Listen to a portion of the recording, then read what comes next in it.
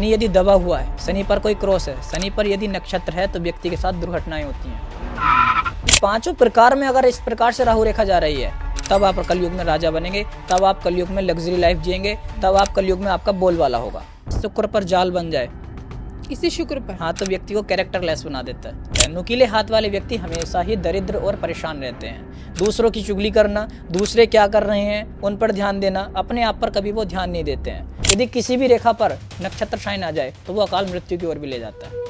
शादी के बाद भी किसी से संबंध होगा या नहीं होगा, शादी से पहले कितनों का संबंध होगा, तो कुछ लोग तो डरते भी हैं हस्तरेखा दिखाते हुए, कहीं हमारी पोल पट्टी हमारे घर के सामने न खोल दे।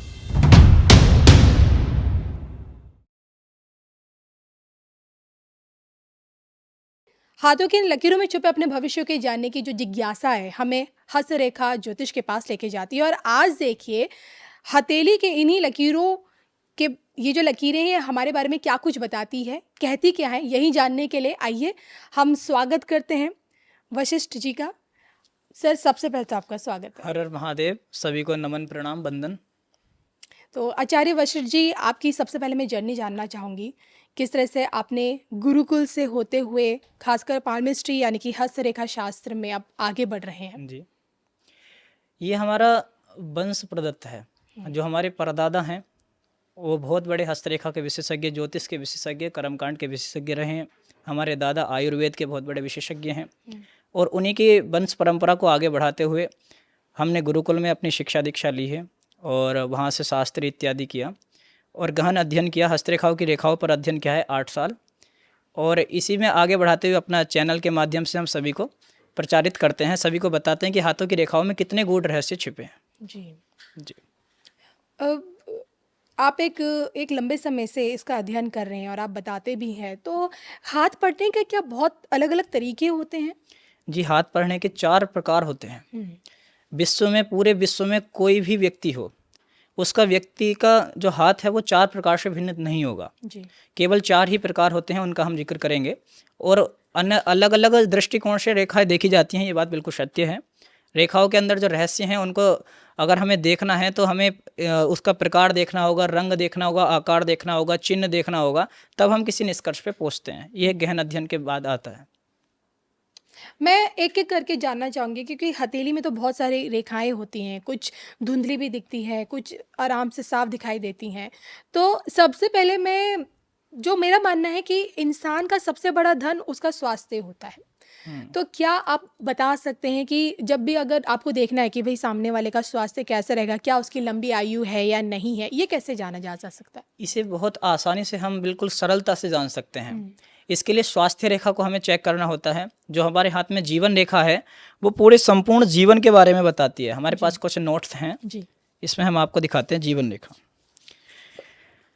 आप देख पाएंगे ये अपनी जीवन रेखा होती है।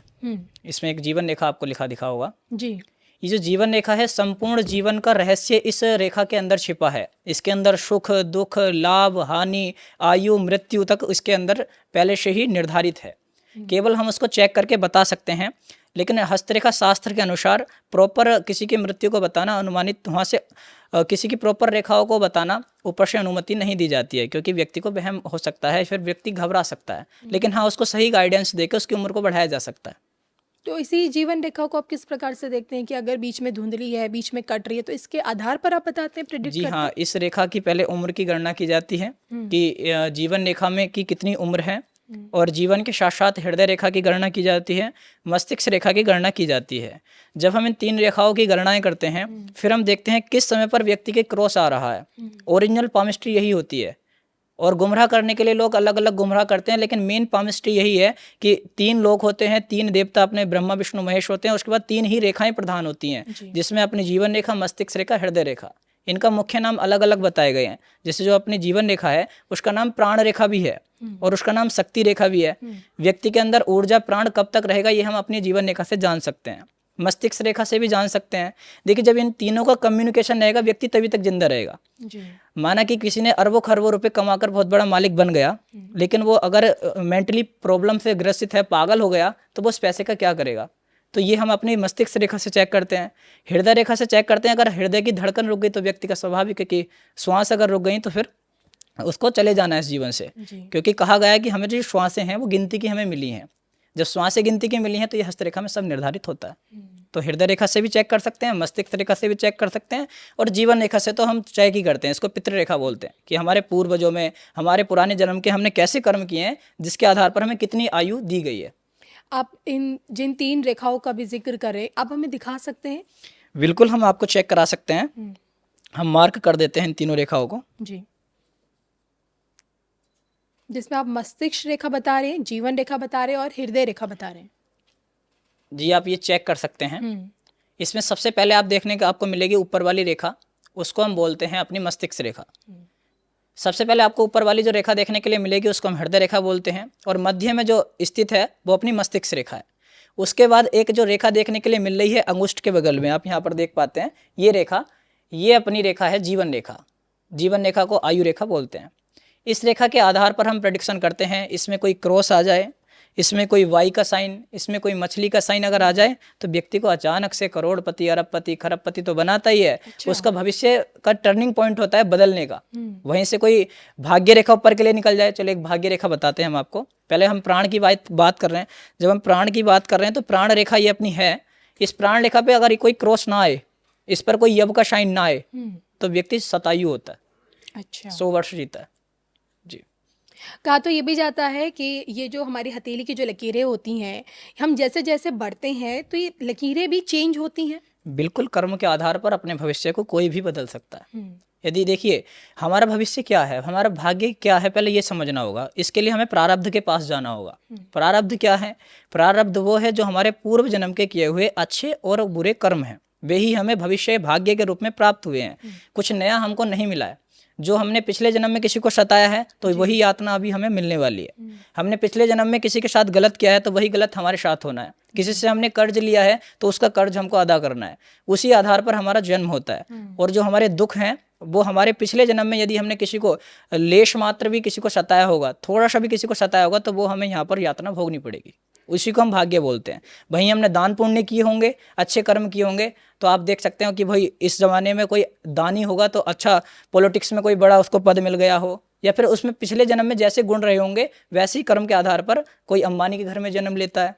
तो ये क्या है? ये भाग्य और अपना प्रारब्ध ही है। एक व्यक्ति गरीब है, झोपड़ी में जन्म लेता है, वो तो बचपन से गरीब है।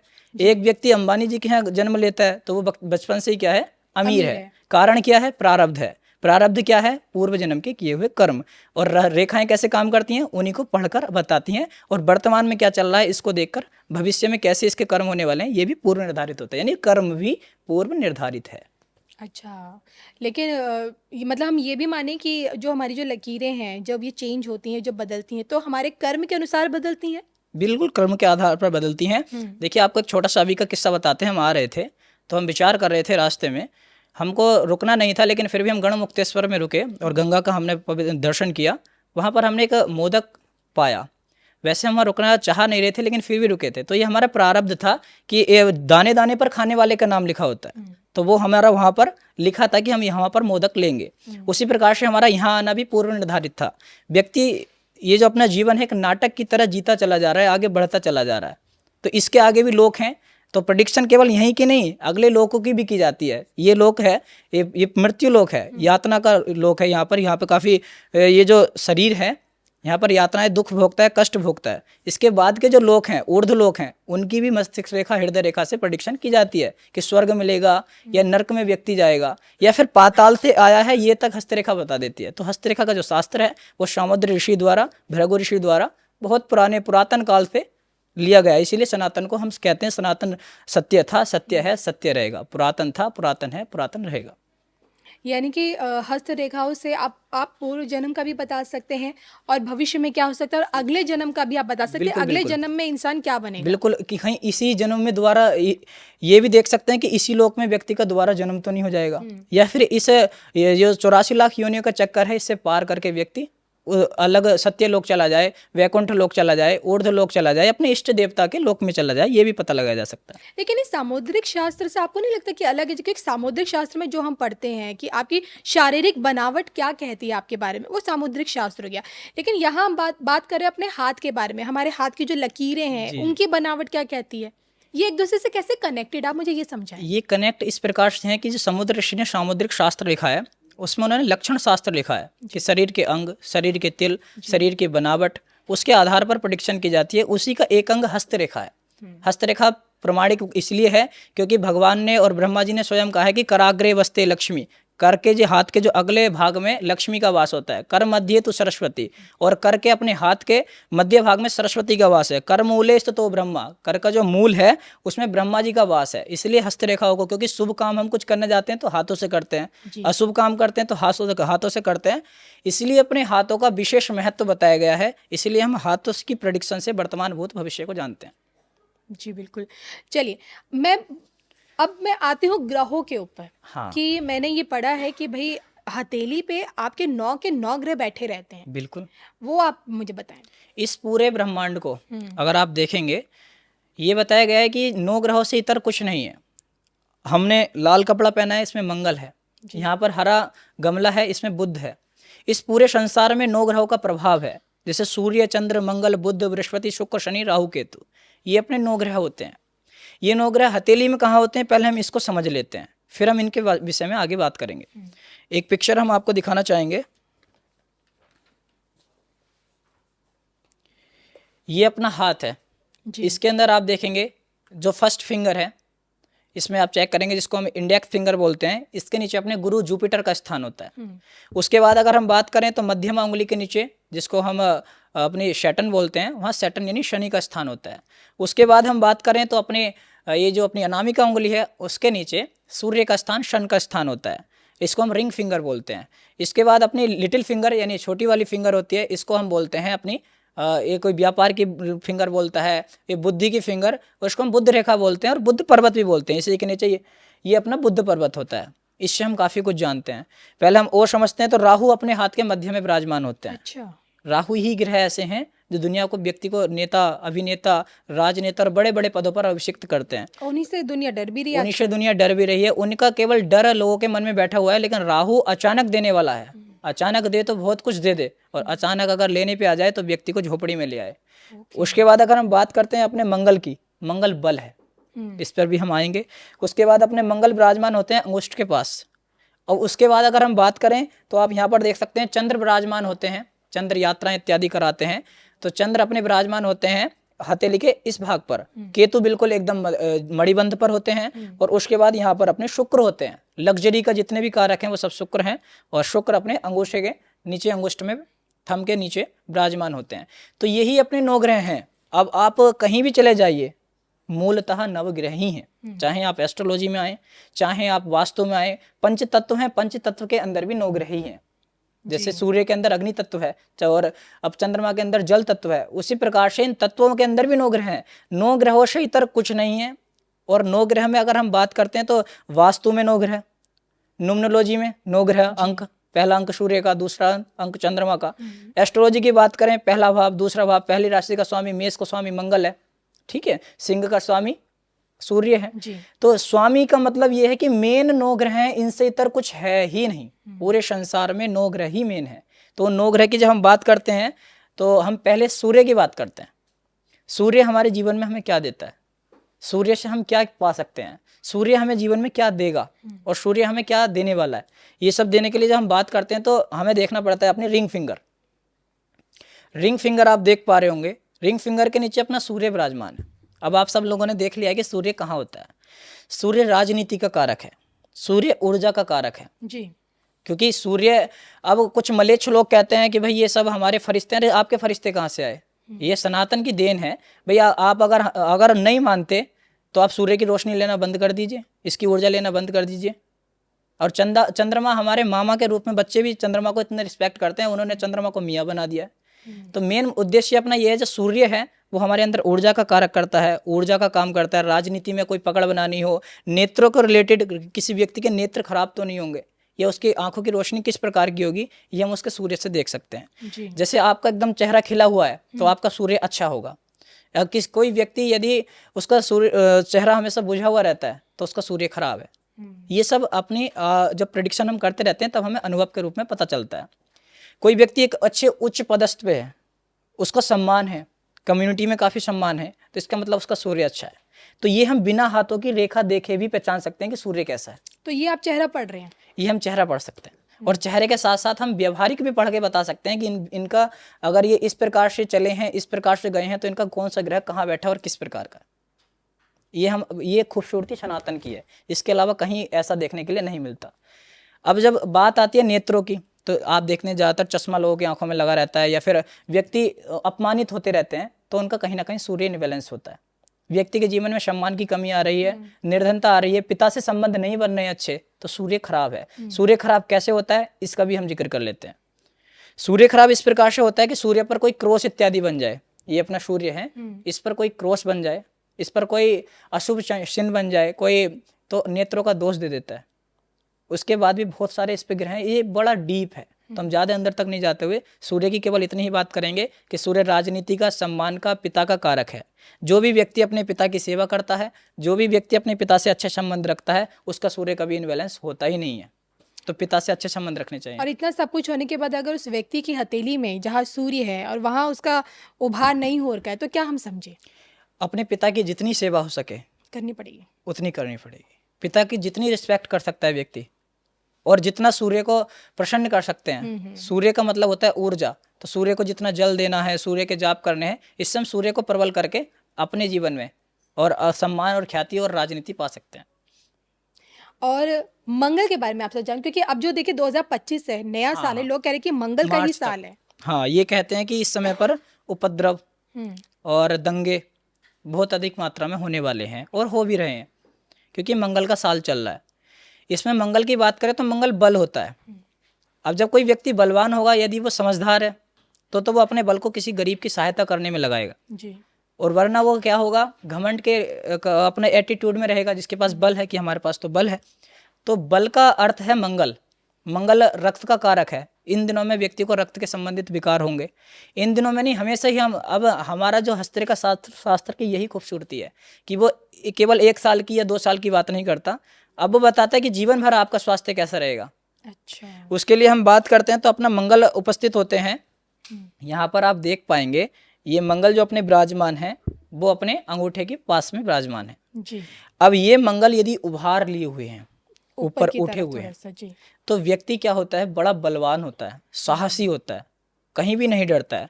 यदि वो एक व्यक्ति भी है तो वो कभी नहीं डरेगा और डट कर सामना करेगा, चाहे वो कोई भी समस्या उसके जीवन में आ जाए, केवल बल से रिलेटेड नहीं, कोई भी समस्या हो उसमें वो साहस जुटाएगा। किसी के साथ अत्याचार हो रहा होगा तो मंगल वाला व्यक्ति अत्याचार नहीं होने देगा, सही वो नहीं सकता। हाँ बिल्कुल उसी के साथ खड़ा रहेगा। और मंगल वाले व्यक्ति बलवान तो होते ही, ये तो स्वाभाविक है। मंगल अच्छा होना बहुत शुभ माना गया है। ऐसे लोग लकड़ी का यदि व्यापार करें तो बहुत आगे जा सकते हैं। और मंगल सारा पुलिस बल, क्योंकि ये बल का काम है, पुलिस बल, सेना बल, जितना भी रक्षा बल है, सिक्योरिटी की बड़ी बड़ी कमांडो जैसी नौकरियां व्यक्ति के मंगल उठे होने से मिल जाती हैं। और इस मंगल पर यदि क्रॉस बन जाए तो व्यक्ति कितना ही ऊपर भी जाए, अगर मंगल उठा हुआ है और क्रॉस बन गया तो बड़े उच्च पद पे जाकर भी व्यक्ति नीचे गिर सकता है। क्रॉस का मतलब अगर दो लकीरें ऐसे आपस में मिल जाए। बिल्कुल बिल्कुल, क्रॉस हम आपको बना के दिखाते हैं। ये अपना क्रॉस होता है इस प्रकार से यदि किसी व्यक्ति के हाथ में देखने के लिए मिल रहा है तो ये अपना क्रॉस है। और क्रॉस एक अशुभ साइन है। अभी हम चिन्हों के बारे में भी बात करने वाले हैं। अशुभ चिन्ह और शुभ चिन्ह कौन से होते हैं हमारी हथेली में। लेकिन इन सब के बीच में शुक्र के बारे में जानना चाहिए, क्योंकि मुझे लगता है कि आज के डेट में हर कोई जानना चाह रहा होगा कि भाई उसकी हथेली में शुक्र जहाँ भी बैठे हुए हैं उनका उभार ऊपर ही हो। देखिए, शुक्र भोग का कारक है, वासना का कारक है। और वासना केवल काम की ही वासना नहीं होती है। किसी को गाड़ी चाहिए तो उसको गाड़ी की वासना है, किसी को घर चाहिए तो उसको घर की वासना लग्जरी है ना। तो ये वासना का कारक शुक्र है। और शुक्र लग्जरी का कारक भी है। शुक्र सुंदरता का, क्योंकि शुक्र सौम्य ग्रह है। तो जो व्यक्ति सुंदर होते हैं उनका शुक्र ज्यादातर अच्छा देखा जाता है। और सुंदरता के साथ साथ शुक्र लग्जरी दिलाता है। और शुक्र कहाँ पर होता है, तो शुक्र अपना यहाँ पर आप उपस्थित देख सकते हैं। जो अपना अंगूठे के नीचे वाला पूर्ण भाग होता है, मणिबंध से ऊपर और अंगूठे के नीचे, ये सब शुक्र का क्षेत्र है। यदि ये शुक्र उठा हुआ है तो ये व्यक्ति को लग्जरी लाइफ और अपनी खुद की प्रतिभा, जैसे व्यक्ति होते हैं, कोई एक बड़ा एंकर भी व्यक्ति इससे हो सकता है शुक्र से, क्योंकि शुक्र अपनी खुद की प्रतिभा है। और कोई बड़ा कलाकार हो सकता है, कोई राजनेता, अभिनेता हो सकता है। राजनेता शुक्र से नहीं बनते हैं, अभिनेता, जैसे आप अमिताभ बच्चन देख सकते हैं और अलग अलग लोगों को देख सकते हैं जो ये फिल्म जगत में काम करते हैं। तो फिल्म के जितने भी कारक हैं उन सबका शुक्र अच्छा होता है। वहीं पर यदि इस शुक्र पर जाल बन जाए, इसी शुक्र पर, हाँ, तो व्यक्ति को कैरेक्टर लेस बना देता है। ओके। और व्यक्ति के जीवन में लग्जरी की जगह दरिद्रता भर देते हैं। नहीं, अगर ये शुक्र उठा हुआ है, उस पे जाल बना हुआ है, तब आप ये तो कह रहे व्यक्ति एक बहुत ऊंचे स्थान पर रहेगा, लेकिन फिर भी वो कहीं ना कहीं किसी के प्रेम जाल में फंस जाए या फिर किसी गलत कार्य में फंसने के कारण अपमानित होगा। हैं। ओके। और बात अगर अब हम कर्म फलदाता शनि की करें? शनि तो मनी है, हम्म। शनि कर्म है, जी। शनि न्याय है। शनि वाला व्यक्ति भी कभी अन्याय सहन नहीं करता और खुद न्याय के बड़े बड़े पदों पर बैठता है। जी। जो हाई कोर्ट के जज हैं, वकील हैं, काफ़ी लोगों का हमने हाथ देखे हैं जो वकील होते हैं, उनकी मध्यमा उंगली बहुत बड़ी होती है। ये जो बीच वाली उंगली है जी। ये आपको बड़ी देखने के लिए मिलेगी, तो उनका एक पहला प्लस पॉइंट बढ़ जाता है। उसके बाद में उनका शनि उभरा हुआ होता है। शनि पर कभी कभी मछली देखने के लिए मिलती है, तो मछली की हम बात करते हैं, पहले मछली दिखाते हैं। मछली अगर शनि पर बनी है तो व्यक्ति आप देखेंगे कि एक बहुत बड़ा जज बन सकता है। ये मछली अपनी होती है, अगर ये मछली शाइन बन जाए तो एक व्यक्ति बहुत बड़ा जज बन सकता है, और जज, वकील, और कभी भी अन्याय के खिलाफ खड़ा रहेगा और न्याय के साथ ही हमेशा वो रहेगा। अन्याय होता वो सहन कर ही नहीं सकता शनि वाला। और शनि की बात करें तो शनि डिले करता है। शनि अच्छा भी होगा तब भी आपको लेट ही रिजल्ट देगा, क्योंकि अच्छे कार्यों के रिजल्ट कुछ देरी से ही मिलते हैं, कर्मों के जो फल हैं कुछ लेट मिलते हैं शनि वाले व्यक्ति को। और शनि जब भी व्यक्ति को पॉलिटिक्स में आगे बढ़ाएगा तो इतना ज़्यादा आगे ले जाएगा कि वो लेट आएगा व्यक्ति लेकिन राजा बनेगा। शनि वाला व्यक्ति न्यायप्रिय रहेगा और अपने जो कर्मचारी हैं उनसे बड़ा ही अच्छा माधुर्य का व्यवहार बना के रखेगा। ऐसे लोग अपने सेवक को कभी सताते नहीं हैं, सेवक का सम्मान करते हैं, अपने यहाँ जो एम्प्लॉय काम करते हैं उनका बहुत ज़्यादा सम्मान और रिस्पेक्ट उनकी करते हैं शनि वाले लोग। और शनि की तो शनि कष्ट भी देता है। शनि की साढ़े साथी अगर किसी के ऊपर आ जाए तो वो कहता है कि मेरा तो समय अभी खराब चल रहा है, अच्छा नहीं चल रहा है। तो शनि यदि किसी का खराब है, शनि यदि दबा हुआ है, शनि पर कोई क्रॉस है, शनि पर यदि नक्षत्र है, तो व्यक्ति के साथ दुर्घटनाएं होती हैं, एक्सीडेंट व्यक्ति के हो जाते हैं।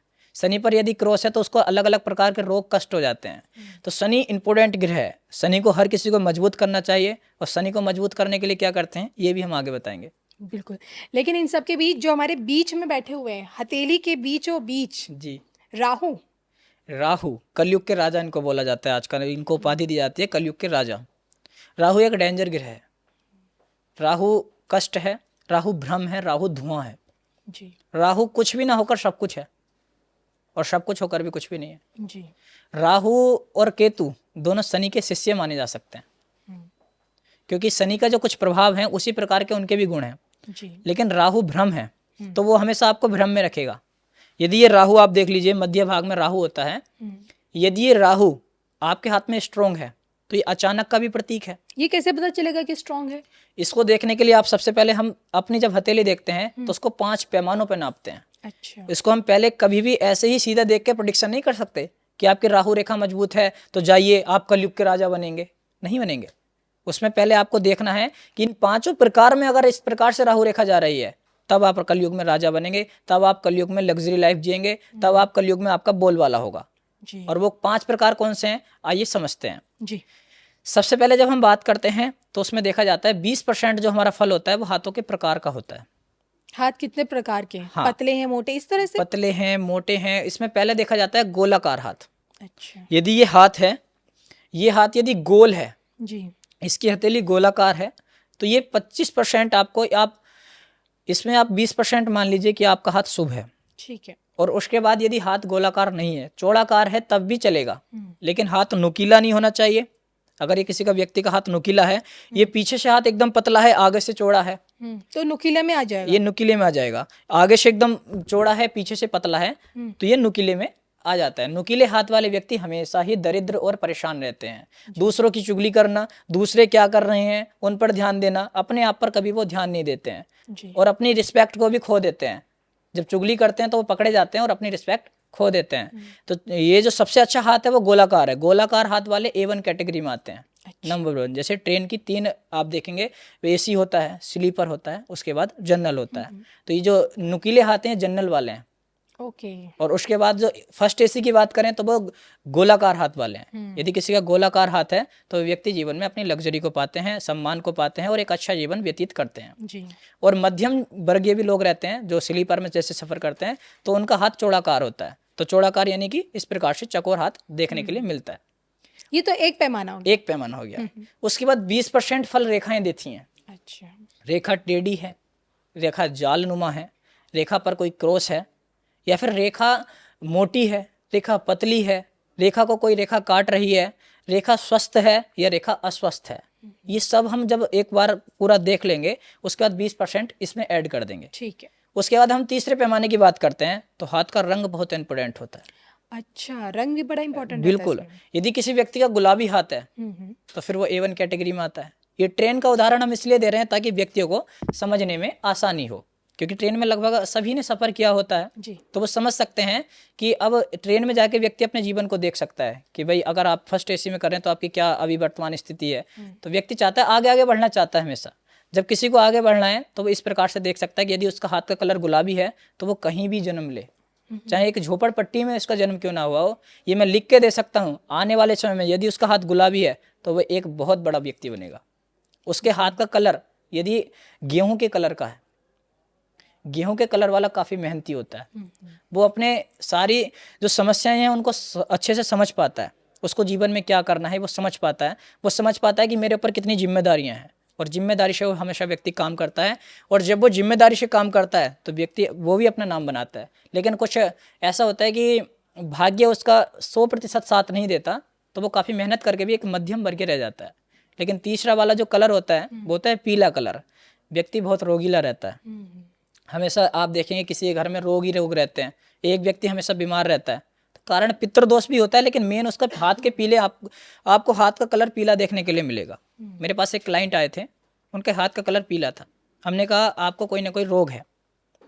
उन्होंने कहा बिल्कुल प्रभु जी, हम रोग में ही रहते हैं, हमारा जो सारा पैसा है, कमाया हुआ धन है, 40 साल तक हमने खूब कमाया, अच्छा कमाया, लेकिन अब वो सब रोग में जा रहा है। जी। तो ऐसे लोग रोगीले हो जाते हैं और कोई ज़्यादा बड़ा अपने जीवन में उपलब्धियां प्राप्त नहीं कर पाते। उसके बाद काले हाथ आते हैं। काले वाले हाथों पर किसी का तंत्र का प्रभाव होता है, या फिर वो खुद तांत्रिक होता है व्यक्ति। अच्छा। तंत्र जगत से जितना भी जुड़ा कार्य है वो उन व्यक्तियों के हाथ आपको काले देखने के मिलेंगे। इसमें कुछ लोगों के मस्तिष्क में एक सवाल आ रहा होगा कि भाई जो अलग देशों में रहते हैं, जो स्वाभाविक ही काले हैं, उनका कैसे देखा जाएगा? नाइजीरियन मतलब जो अलग अलग जो नाइजीरिया कंट्रीज से हैं जी। है ना, उनके लिए एक विधान बनाया हुआ है। हस्तरेखा शास्त्र में, सामुद्रिक शास्त्र में हम पढ़ रहे थे तो लिखा हुआ था कि उस समय व्यक्ति के फेस के आधार पर देखना चाहिए। यदि उसके हथेली उसके फेस से सुंदर है, अच्छी है, तो उसको गुलाबी की कैटेगरी में लेंगे। सेम उसके फेस की तरह है तो उसको हम अपना गेहूं के कलर की कैटेगरी में लेंगे। और यदि उसके जो चेहरा है उससे बहुत ज़्यादा काली है, तब आप देख सकते हैं कि वो व्यक्ति नुकीले में या रोगीले में आएगा। तो इससे हम पता कर सकते हैं हाथ के कलर से 20%। और जिनका ना काला है ना गुलाबी, जिनका सफ़ेद है, उनका क्या? जिनका काला नहीं है, गुलाबी नहीं है, अगर आप अच्छे से प्रेडिक्शन करेंगे, आप एक हस्तरेखा विशेषज्ञ होंगे, तो वह समझ जाता है कि क्योंकि इनसे अलग कुछ होता ही नहीं है रंग। अच्छा। हाथ का कलर या तो गुलाबी होगा, या फिर पीले कलर का होगा, या फिर काले कलर का होगा, या फिर गेहूं के कलर का होगा, या फिर इनका मिक्सर होगा। अच्छा। तो व्यक्ति को क्या होता है, सभी के गुण होते हैं, जिसके साथ बैठेगा वैसा हो जाएगा। जैसे बुध एक युवराज है, बुध को आप राहु के साथ बैठाओ कंफर्टेबल है, बुध को आप सूर्य के साथ बैठाएं कंफर्टेबल है। बुध को फर्क ही नहीं पड़ता है, बुध एक बच्चा है, उसको जहां भेज दो, बच्चे तो सबके साथ खुश हो जाते हैं। वैसे एक जो युवराज है वो बुध है। उसी तरीके से एक मिक्सर हाथ होता है, जिसमें एक मिश्रित हाथ भी होता है। नुकीले हमने 3 ही हाथों की बात करी थी, चौथा हाथ मिश्रित हाथ होता है जी। मिश्रित हाथ कैसे होते हैं, इनके बारे में भी हम जान लेंगे आगे। चलिए, और चौथा पैमाना? अब हम चौथे पैमाने के आते हैं। हमने सबसे पहले देख लिया है गोलाकार, चौड़ाकार, यानी कि हाथ के आकार के आधार पर। उसके बाद हमने रेखाओं के आधार पर, रेखाओं के बाद हमने रंग के आधार पर देखा है। अब जो मुख्य चीज हमारी रह गई है, जो कहते हुए अगर यदि किसी व्यक्ति के हाथ में मछली शाइन बना हो तो वो इतनी उपलब्धियां पाएगा। शुभ चिन्ह की बात शुभ कर रहे चिन्ह। किसी के हाथ में स्वास्तिक चिन्ह बना है, किसी में हल चिन्ह बना है, किसी में कमल चिन्ह बना है, किसी में नक्षत्र चिन्ह बना है, और किसी में आप देखें क्रॉस चिन्ह बना है, किसी में माइनस बना है, किसी में प्लस बना है, किसी की रेखा में 2 मुखी वाई का साइन बना है, किसी में एम साइन बना है, किसी में एल साइन बना है। तो ये सब साइनों के साथ टेम्पल का साइन बना है, ध्वज का साइन बना है। ऐसे ऐसे साइन हैं जो अभी व्यक्तियों ने सुने भी नहीं है जी। हाथ में कम से कम 50 से भी ज़्यादा साइन बनते हैं। उन साइनों के आधार पर अब ये देखा जाता है कि वो साइन कौन से ग्रह पर बना है। जिस ग्रह पर बना होगा, क्रॉस यदि शुक्र पर बन जाए तो लग्जरी खराब, लग्जरी गई, शादी के विवाह के रिश्ता खराब, शादी जो उसकी चलनी थी अच्छी वो अच्छी नहीं चलेगी। फिर तिल देखे जाते हैं, किसी के अंदर तिल भी आते हैं। लाल तिल यदि किसी व्यक्ति के शुक्र पर्वत पर बन जाए, व्यक्ति की शादी 1 नंबर चलती है। हमेशा वो उनका जीवन से लेकर मृत्यु पर्यंत तक साथ उनका कभी नहीं टूटता है, बहुत अच्छा कम्युनिकेशन रहता है। काला तिल बन जाए तो व्यक्ति के जो लाइफ पार्टनर है वो अच्छा नहीं मिलता उसको, या व्यक्ति का खुद भी चरित्र गड़बड़ा सकता है। तो हम बात करते हैं शुभ और अशुभ साइनों के 20% इनका प्रभाव होता है। तो यानी कि इन 5 पैरामीटर्स पे देखा जाता है। हाँ जी हाँ, इन 5 पैरामीटरों पर नापते हैं। अभी हम 5 पर और आएंगे, ये अपने अच्छा, विचार। 5 अलग। अच्छा, मुझे लगा कि शुभ और अशुभ अलग अलग हो गए। हाँ, ये तो है ही, ये एक ही कैटेगरी में हम इनको ले लेते हैं। ठीक है। अब एक 20% केवल एक ही चीज देखी जाती है, आप सब लोग भी अपने हाथ में देख सकते हैं। यदि ये आपके हाथ में है तो आपको कहीं जाने की आवश्यकता है ही नहीं। केवल आप देखिए आपका हाथ सॉफ्ट है कि नहीं है। यदि आपका हाथ सॉफ्ट है तो मैं लिखित में यहाँ से लिख के दे सकता हूँ, स्टाम्प पर भी, कि वह व्यक्ति बहुत बड़ा व्यक्ति बनेगा और अपने जीवन में सभी उपलब्धियों को पाएगा। लेकिन बशर्ते एक चीज है कि अभी हमने जो 4 पढ़े हैं उन चारों का भी कम्युनिकेशन बनना चाहिए, तब हाथ होना चाहिए, तब हाथ मुलायम सॉफ्ट होना चाहिए। अगर यदि किसी के पे मुलायम है, अच्छा हाथ है और राहु की रेखाएं काट रही हो, क्रॉस बने हो और हाथ का कलर काला हो, तब व्यक्ति नहीं बनेगा। इन 5 पैरामीटर पर माप कर जो हस्तरेखा दिखेगा उसकी 100% भविष्यवाणी अच्छी निकलेंगी और वो जीवन में एक अच्छा लोगों का सलाहकार बन सकता है, लोगों को सलाह दे सकता है, व्यक्तियों का कल्याण कर सकता है। और इन सब के बीच स्त्री पुरुष का हाथ अलग अलग हाथ देखा जाता है, वो भी समझना चाहूंगी। हाँ, इसमें बहुत सारी हमारी कमेंट्स आती हैं। जो अपना चैनल है एस्ट्रो वशिष्ठ पंडित और पामिस्ट्री बाय वशिष्ठ फेसबुक में चैनल है, उसमें हजारों कमेंट इस प्रकार की होती हैं कि हम स्त्री हैं, हम कौन सा देखें। हाँ। हम पुरुष हैं, हम कौन सा देखें। उसमें अलग अलग पामिस्ट अपना अलग अलग मत रखते हैं। जैसे हम मेन पामिस्ट की बात करें तो एक एस्ट्रो अरुण पंडित हैं, वो उनका मत ये है कि दोनों हाथ अपने हैं, चाहे राइट देखो चाहे लेफ्ट। लेकिन हमारे शास्त्रों ने कुछ ऐसा भी लिखा हुआ है कि वाम भागे तो नारी नाम दक्षिणे पुरुषस्य च, यानी जो बायां हाथ है वो महिलाओं का प्रधान है और दायां हाथ पुरुषों का प्रधान है। तो दाएं हाथ की परीक्षण करनी चाहिए व्यक्ति को, जो पुरुष है उसके हाथ के, और बाएं हाथ से महिलाओं को अपना हाथ देखना चाहिए। उसमें एक चीज़ और ऐड करेंगे, आप देखिएगा यदि कभी आपको मकान से संबंधित कोई कार्य करना है, यदि महिला भी हैं और उनको कागजों से संबंधित या भविष्य कैरियर में अपने कैरियर को लेकर यदि बात करनी है तो राइट हैंड देखना चाहिए, और यदि गृह कार्य को लेकर कोई बात करनी है, गृहस्थ जीवन की बात करनी है तो अपना लेफ्ट हैंड देखना चाहिए। चलिए, आपने हमें इतनी सारी चीज़ें बताई हैं और मुझे भी अब लग रहा है कि हथेली की लकीरों को पढ़ना इतना आसान नहीं है, क्योंकि अलग अलग पैरामीटर्स में आप एक कैलकुलेशन बिठाते हैं, तब जाके आप प्रेडिक्ट कर पाते हैं भाई आपका फ्यूचर आगे कैसा रहेगा। जी जी। इन सब के बीच एक हथेली लकीरों पे एक बात की जाती है शनि पर्वत की। हाँ बिल्कुल। मैं जानना चाहूँगी कि शनि पर्वत किस प्रकार से जिसकी हथेली में बना रहता है वो क्या दर्शाता है?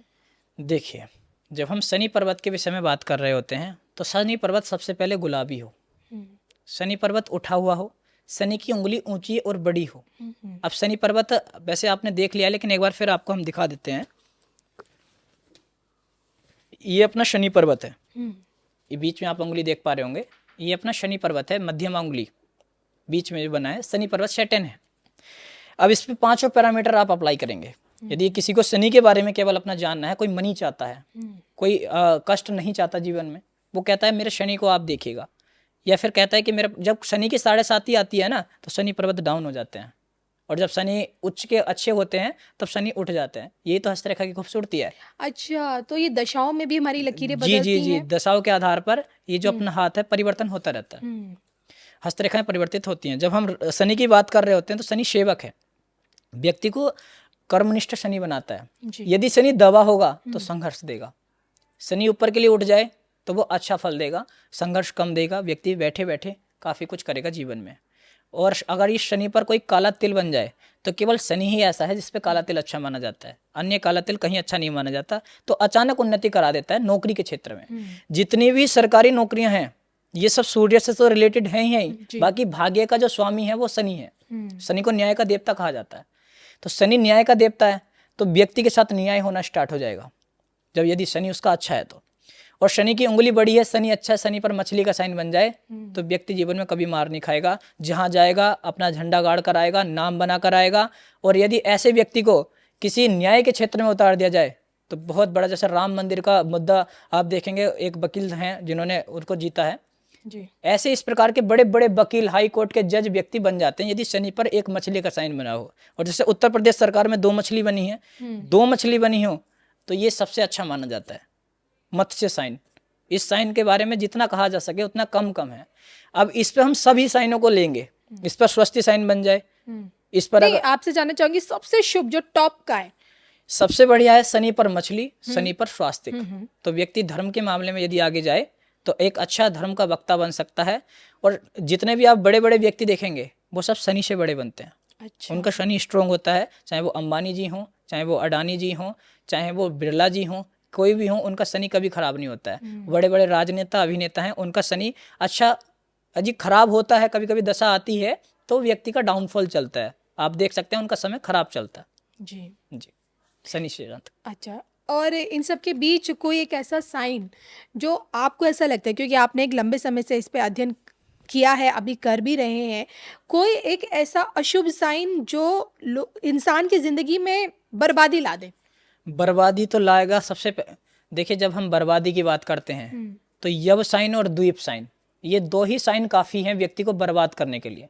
एक अच्छा खासा व्यक्ति को जॉब मिल गई, विदेश भी चला गया, विदेश जाके सेटलमेंट हो गया, राहु रेखा आ गई, राहु रेखा के साथ साथ जो अपनी जीवन रेखा है, उस जीवन रेखा पर यदि कोई द्वीप का साइन आ गया तो व्यक्ति को अचानक से बीमार कर देगा, वहां पर समस्या ला देगा और व्यक्ति वहां जाकर भी कोई लाभ नहीं ले सकता। द्वीप का साइन किस तरह का होता है? द्वीप और यव की हम बात करते हैं तो आपको द्वीप दिखाते हैं।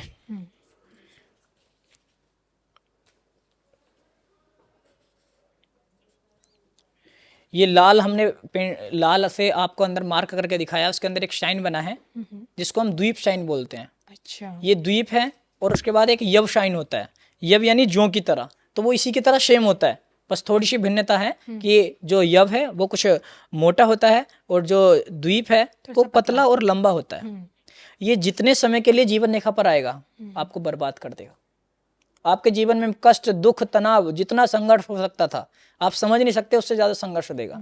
वहीं पर अभी इनके भी एक गुरु हैं, साइनों के भी एक बहुत बड़े, जैसे राक्षसों के और दैत्यों के गुरु होते हैं ना, और जैसे देवताओं के गुरु बृहस्पति हैं, वैसे इन साइनों के जो प्रमुख साइन हैं वो है नक्षत्र साइन।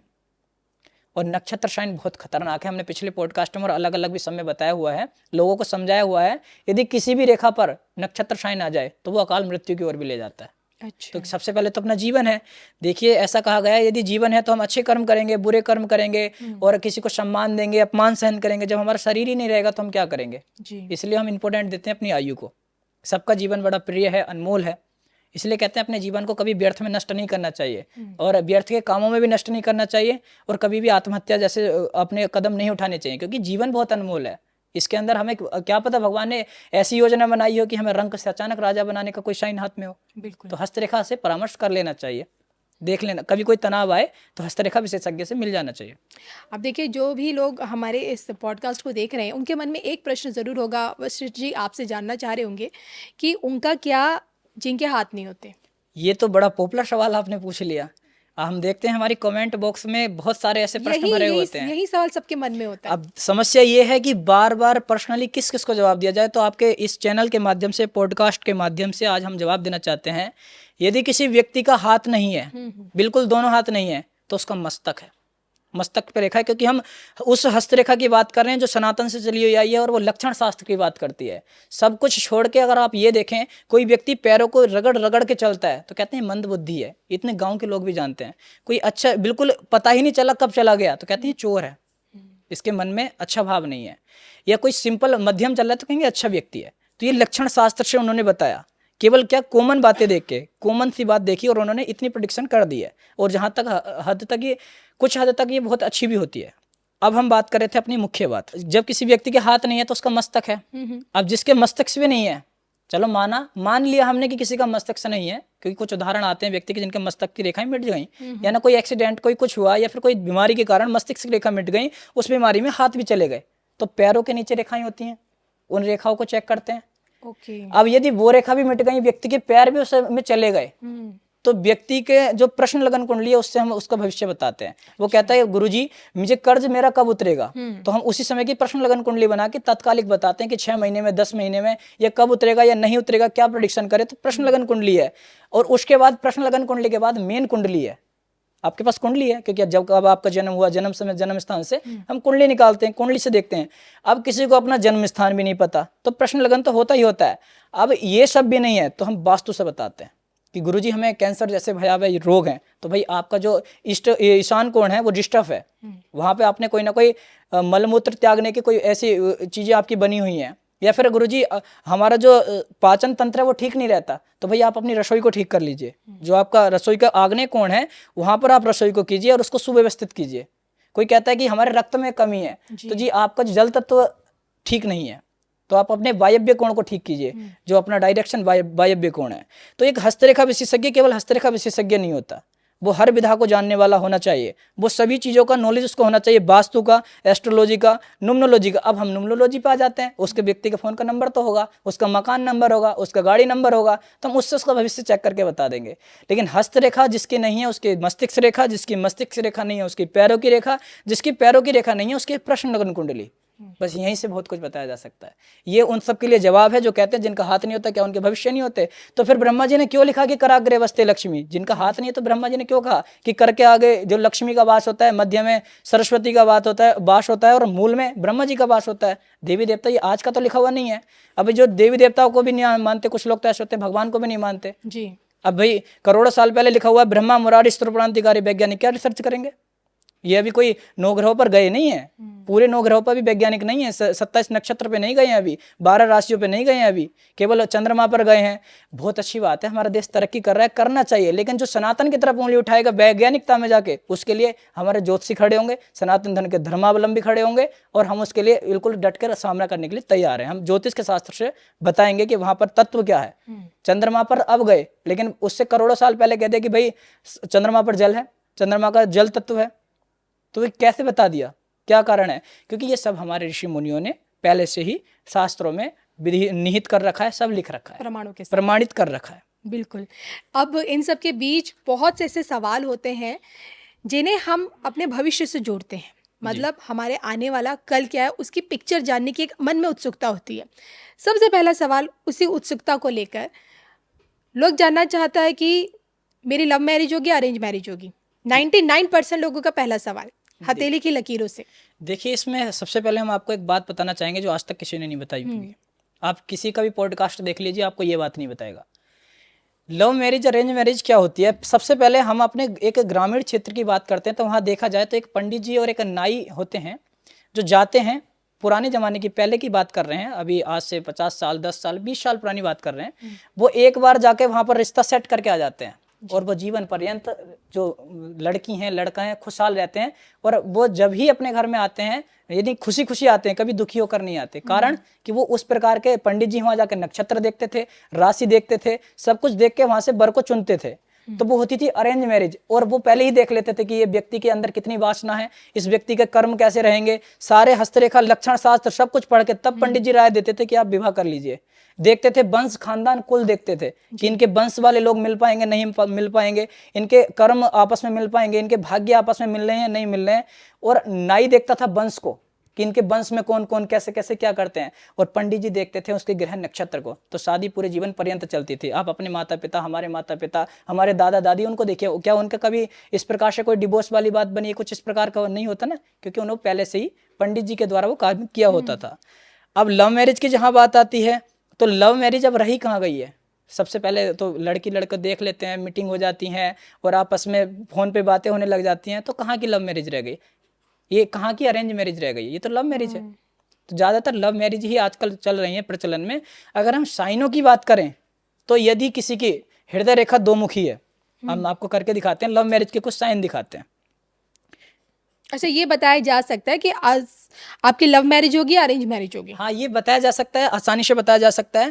लेकिन वर्तमान की अरेंज मैरिज भी लव मैरिज ही की तरह हो रही है, ये कहना चाह रहे हैं। और किसी को लॉन्ग समय के लिए यदि अपनी शादी चलानी है तो एक उचित पंडित और जो हमारे नाई वाली परंपरा है उसको जीवित रखना होगा, उसको जाने नहीं दिया जाएगा जी। और उसके साथ साथ वंश का बड़ा ध्यान रखना होता है। शादी करते समय अपना वंश कुल खानदान का ध्यान दिया जाता है जी। आप कितना ही अच्छा मुहूर्त निकलवा लीजिए, ये मैं लिख के दे सकता हूँ, प्रमाणित कर सकता हूँ। कितना ही हमारे पास ऐसे लोग आते हैं कि हमने ना तो मुहूर्त निकालवाने में कोई कमी छोड़ी, ना हमने ग्रह नक्षत्र दिखाने में कोई कमी छोड़ी है, हमने सारी हस्तरेखा भी दिखा ली है, फिर भी हमारी शादी नहीं चल रही। आजकल शादी टूटती रहती है ना, पॉपुलर हो गया है काफ़ी शादी टूटने का। तो चूक कहाँ हो जाती है? तो चूक कहाँ हो जाती है ये हर कोई आपको नहीं बता पाएगा। चूक हो जाती है मुहूर्त में, मुहूर्त के समय में। पंडित जी ने मुहूर्त दे दिया कि आपको 4 बजे सुबह ब्रह्म मुहूर्त में आपके फेरे होने हैं, और आप 4 बजे वहां पर कर ही नहीं रहे हैं, लगन बदल जाती है हर 2 घंटे में। आप कर रहे हैं 6 बजे, तो फिर उसका अशुभ साइन, अशुभ ग्रहों का प्रभाव हो गया। जब अशुभ ग्रहों का प्रभाव हो गया तो आप कितना ही नक्षत्र मिलाते रहिए, कितने गुण मिलाते रहिए, कुछ नहीं होगा। इसलिए पंडित को हमेशा प्रधानता दी जाती है। जब अब बहुत सारे लोग वेट कर रहे होंगे कि हमारे लव मैरिज होगी नहीं होगी, चेक करने के लिए, तो सबसे पहले चेक करना शुरू कर दीजिए। हृदय रेखा आपकी दो मुखी हो, जहां पर स्वस्ति साइन बना है, ये रेखा यदि दो मुखी है तो पहला साइन बन जाता है। ऐसा व्यक्ति क्या होता है, उदारवादी होता है, कभी किसी को धोखा नहीं देता है जी। जब धोखा नहीं देगा तो वो अपने पार्टनर के साथ लॉयल रहेगा, और वो क्या करेगा, लव मैरिज एक्सेप्ट करके शादी कर लेता है जी। यदि किसी की विवाह रेखा स्पष्ट और सीधी हो और नीचे के लिए झुक जाए, ये विवाह रेखा चेक कर लीजिए, ये विवाह रेखा यदि नीचे के लिए झुक जाए तो उस व्यक्ति की लव मैरिज होती है जी। उसके बाद अगर हम तीसरा साइन देखते हैं तो शुक्र पर्वत जिसका अत्यधिक उठा हुआ हो, ये अपना शुक्र पर्वत होता है जहां पर कमल का साइन बना है, यदि ये शुक्र पर्वत उठा हुआ हो, उभार लिए हुआ हो, तब व्यक्ति लव मैरिज कर लेता है। उसके बाद यदि हम बात करें तो कुछ राहु रेखाएं होती हैं, लव मैरिज की रेखाएं होती हैं, जैसे इस प्रकार से रेखा उठकर ऊपर के लिए जा रही हूँ, ये शुक्र के क्षेत्र है, इससे रेखाएं उठकर ऊपर के लिए जा रही हूँ, तब भी व्यक्ति लव मैरिज कर लेता है। और जो सबसे मुख्य साइन माना जाता है लव मैरिज का, वो माना जाता है अपना क्रॉस, और क्रॉस जुपिटर पर क्रॉस। अच्छा, ये जुपिटर की फिंगर होती है, इसको हम इंडेक्स फिंगर कहते हैं। इस इंडेक्स फिंगर के नीचे जो क्रॉस बन जाए तो व्यक्ति लव मैरिज करता है। और लव मैरिज के ऐसे ऐसे 18 और भी साइन है। अगर इनमें से कोई साइन है, अब इंटरकास्ट मैरिज के भी इसमें साइन होते हैं, लव मैरिज के साथ साथ इंटरकास्ट मैरिज। तो भी बताया जाता होगा कि भाई आपकी शादी लंबी चलने वाली है या फिर तलाक होने वाला है। बिल्कुल, ये तो 100% बताया जाता है। आप यदि देखेंगे, यदि आपकी नीचे के लिए एक रेखा आ रही है, सूर्य रेखा, और सूर्य रेखा आकर मिल जाती है आपकी, सूर्य रेखा आपकी हृदय रेखा में मिल जाती है, तो ये कहा जा सकता है व्यक्ति इंटरकास्ट मैरिज की ओर बढ़ता है। अगर समय रहते उसको सही गुरु ने, सही पंडित ने सलाह देकर रोका नहीं, तो वो इंटरकास्ट मैरिज कर लेता है। पहले इसमें भी एक चीज और भी इसमें ऐड होती है कि पूर्व निर्धारित आता है कि किससे शादी होनी है, तो वहाँ पर पंडित भी नहीं रोक सकते, लेकिन वो बता सकते हैं कि आप थोड़ा सा यहाँ पर सावधान हो जाइए, ये चीज़ें कीजिए। आप इस प्रकार से आप उन जानकारी ले सकते हैं। अब आप बात करते हैं शादी विच्छेद की जी। शादी विच्छेद की जब हम बात करते हैं तो सबसे पहले तो शादी की रेखा को समझना होगा। शादी का जो कारक ग्रह हैं वो 2 ग्रह हैं, गुरु और शुक्र। गुरु और शुक्र, ये तो आप भी जानते हैं और लगभग हमारे दर्शक भी जानते होंगे कि गुरु और जो शुक्र हैं, इसमें दोनों में देखा जाता है। जब हम लड़के की बात करते हैं तो शुक्र देखा जाता है कि भाई उसकी एक्टिविटी कैसी है, हर प्रकार की, कमाने में कैसा है, लग्जरी लाइफ कैसी है, सेक्सुअल एक्टिविटी कैसी है, सारी एक्टिविटी उसकी चेक की जाती है उसके शुक्र से। उसका चरित्र कैसा है, मेन चरित्र चेक किया जाता है कि व्यक्ति का चरित्र कैसा है। स्त्रियों का चेक किया जाता है कि उनके अंदर कितनी सोचने समझने की शक्ति है, घर को चलाने की शक्ति, क्योंकि बुद्धि का कारक कौन होता है, गुरु। तो कैसा वो अपने परिवार को चला पाएंगी, कुटुंब का भाव भी होता है, पैसों को कैसे मैनेज कर पाएंगी, जो उनके पति आकर उनको सैलरी देंगे उसको कहाँ कहाँ मैनेज करेंगे, अधिक खर्चीली होंगी, कम खर्चीली होंगी, ये सब हम किससे देखते हैं, अपने गुरु से। तो ये दोनों ग्रहों का कम्युनिकेशन बनाकर तब व्यक्ति को देखा जाता है। तो ये ग्रह तो है ही। उसके बाद ये अपनी शादी की रेखा होती है, अपनी छोटी वाली उंगली लिटिल फिंगर के नीचे, ये लिटिल फिंगर आप चेक कर सकते हैं। अगर ये रेखा आगे जाकर सीधी एक रेखा आपके हाथ में है जी, तो आप एक वैवाहिक जीवन आपका बहुत अच्छा जाएगा। स्वस्थ और सीधी रेखा है, तो यही रेखा 2 मुखी हो जाए आगे जाकर तो शुरू में शादी अच्छी चलेगी, बाद में जाके शादी विच्छेद हो जाएगी। एक चीज और भी चेक कर लेते हैं, फिर विच्छेद दिखा भी देते हैं कि आगे जाकर 2 मुखी कैसे होती है, ताकि दर्शकों को आसानी हो। ये देखिएगा, ये इस प्रकार से बन जाए 2 मुखी आगे जाकर, तो व्यक्ति की शादी आगे चलकर अच्छी नहीं चलती है और उनकी अलगाव पैदा हो जाते हैं और विच्छेद हो जाती है। ऐसा देखा गया है। अभी मैंने अमेरिका का एक हाथ देख रहे थे एक महिला का, तो उनका ऐसा हुआ था और काफ़ी प्रमाणिक है ये चीज़। 100% इसमें कह सकते हैं कि लास्ट में जाकर ऐसा होता ही होता है। अब इसमें हम हो सकता वाला कॉन्सेप्ट लगाएंगे ही नहीं, सीधा कहेंगे होगा। अगर आगे जाकर 2 मुखी हो रही है तो ऐसा होगा ही होगा। आगे यदि विच्छेद होगा ही होगा, और विच्छेद के साथ साथ झगड़े भी अधिक होंगे। उसके बाद यदि हम बात करते हैं, शादी की अनेकों रेखाएं हैं, एक रेखा ना होकर कहेंगे भाई, कहते हैं भाई मेरी 2 रेखाएं हैं कि मेरी 4 रेखाएं हैं, तो मेरी क्या 4 शादी होंगी, 2 रेखाएं। कई बार तो लोग गिनते हैं कि कितनी रेखाएं निकल रही हैं। हाँ, तो इसका शादी से इस प्रकार से कोई लेना देना नहीं है कि कितनी शादी होंगी। ये 100% जो माना जाएगा ये होती हैं जब अटैचमेंट होता है ना, किसी का लगाव हो जाता है, किसी से प्यार हो जाता है, तो ये इसको हम प्यार की रेखा बोलते हैं, इनको हम अटैचमेंट की रेखाएं बोलते हैं। एक इलू इलू के होता है ना कि समय में, तो उस चीज़ की ये रेखाएं होती हैं। यदि किसी के हाथ में 3 रेखाएं हैं तो और तीसरी रेखा स्पष्ट और सीधी है, तो उस तीसरी रेखा से व्यक्ति की शादी होती है। बाकी जो 2 रेखाएं हैं वो उसके जीवन में उसका पास्ट होती हैं। और संतान रेखा? संतान रेखा, वैसे हम इस शादी की रेखा को और भी बहुत बात कर सकते हैं। इस पे कई सारी चीज़ें रहती हैं कि शादी की रेखा 2 मुखी है, शादी की रेखा पर क्रॉस है, शादी की रेखा पर नक्षत्र है, शादी की रेखा पर ये मछली का साइन बन जाए तो व्यक्ति की जो पत्नी है वो ऐसी गृहिणी होगी, यदि उसके घर में आ जाए तो साक्षात जैसे लक्ष्मी आ गई हो। अच्छा। वो कुछ भी नहीं होगा व्यक्ति, लेकिन यदि वो स्त्री उसके घर में आ जाए तो वो उसको फर्श से अर्थ पर ले जाएगी, जीरो से उसको हीरो बना देगी, उसके भाग्य से चमकेगा। और ऐसा भी होता है कि हीरो से जीरो बना दे? हाँ, यदि रेखा पर कोई नक्षत्र है तो वो हमेशा बीमार रहेंगी। जब वो बीमार रहेंगी तो उनका खर्चा कौन उठाएगा? उनके पतिदेव और उनके घर के लोग। तो बीमारी से क्या होगा? उनका बीमारी में पैसा लगेगा। या फिर वो अत्यधिक झगड़ालू होंगी। अब क्या है, शुरू से 2 मुखी हो जाए, शुरू में 2 मुखी हो जाए तो शुरू में लड़ाई होती है काफ़ी, लेकिन बाद में उनके बहुत अच्छे कम्युनिकेशन बन जाते हैं जी। बाद में। अगर हम इसमें बात करें, इसमें मछली का साइन हो गया है, इसमें नक्षत्र का साइन होना बिल्कुल अशुभ है, अशुभता में देखा जाता है नक्षत्र को। अलगाव पैदा करता है। यदि कि शादी की रेखा पर कभी भी किसी का नक्षत्र बन गया तो ये अलगाव पैदा करेगा, और अलगाव के साथ साथ देखा जाता है वहीं से एक रेखा दूसरी निकल जाए तो व्यक्ति का अलग कनेक्शन भी हो जाता है। ओके। तो ये होना ठीक नहीं है। शादी की रेखाओं को हम इसलिए कर रहे हैं ताकि आप लोग अच्छे से देख पाएं, और अपने अगर ये किसी को इशू हो रहे हैं, अब पंडित जी आपने बता तो दिया समस्या, तो इसका समाधान भी है। हस्तरेखा शास्त्र में यही खूबसूरती है कि समाधान भी साथ चलता है। तो इसमें रेमेडीज क्या बताते हैं? रेमेडी, माँ पार्वती की सेवा, माँ पार्वती की पूजा स्त्रियों को करनी चाहिए, और शिव परिवार की पूजा जो भी पुरुष और स्त्री मिलकर कराते हैं अच्छे से, तो उनके बड़े बड़े रोग संकट दुख कलेश सब मिट जाते हैं। काल हर, कंट हर, दुख हर, दारिद्र्य हर, हर हर महादेव। तो जो महादेव की पूजा सब विधिवत रुद्राभिषेक इत्यादि कराते हैं, पूजन करते हैं, तो उनकी जो पारिवारिक जीवन है बहुत अच्छा चलता है। अब देखिए, हम विवाह तक तो पहुंच गए हैं। विवाह के उपरांत संतान प्राप्ति की चाह हर किसी के मन में होती है, लेकिन सबसे बड़ी चाह देखी गई है कि पुत्र प्राप्ति की, पुत्री प्राप्ति की। क्या पुत्र पुत्री प्राप्ति, क्या ये भी देखा जा सकता है? ये भी देखा जा सकता है, लेकिन मैं तो समान मानता हूँ। केवल चिन्ह मात्र का अंतर है। स्त्री पुरुष को बराबर सम्मान है, बराबर अधिकार है। स्त्रियां होना तो साक्षात लक्ष्मी का स्वरूप होती हैं। स्त्री का मानना और भी शुभ माना जाता है, क्योंकि 2 कुलों को, 2 वंशों को जोड़कर उनका जो अच्छा संयोग बनाती है वो स्त्री ही बनाती है। तो संतान की प्राप्ति के लिए महिला पुरुष दोनों की हथेली देखी जाती है या एक ही की? इसमें एक से काम नहीं चलता है, दोनों का। देखिए, इसमें दोनों का जैसे दिया और बाती का साथ होता है ना, उसी प्रकार से दोनों का साथ होता है। उसमें जब हम देखते हैं तो शुक्र पर्वत देखा जाता है, और संतान के लिए अपना बृहस्पति पर्वत देखा जाता है। अच्छा। ये दोनों ही ग्रह कारक होते हैं। पुत्र के लिए सूर्य इत्यादि ग्रहों को भी देखा जाता है कि कुल दीपक होगा या कुल दीपिका होगी। चंद्रमा को देखकर देखा जाता है कुल दीपिका होगी कि कुल दीपक हो। चंद्रमा स्त्री कारक ग्रह है। अच्छा।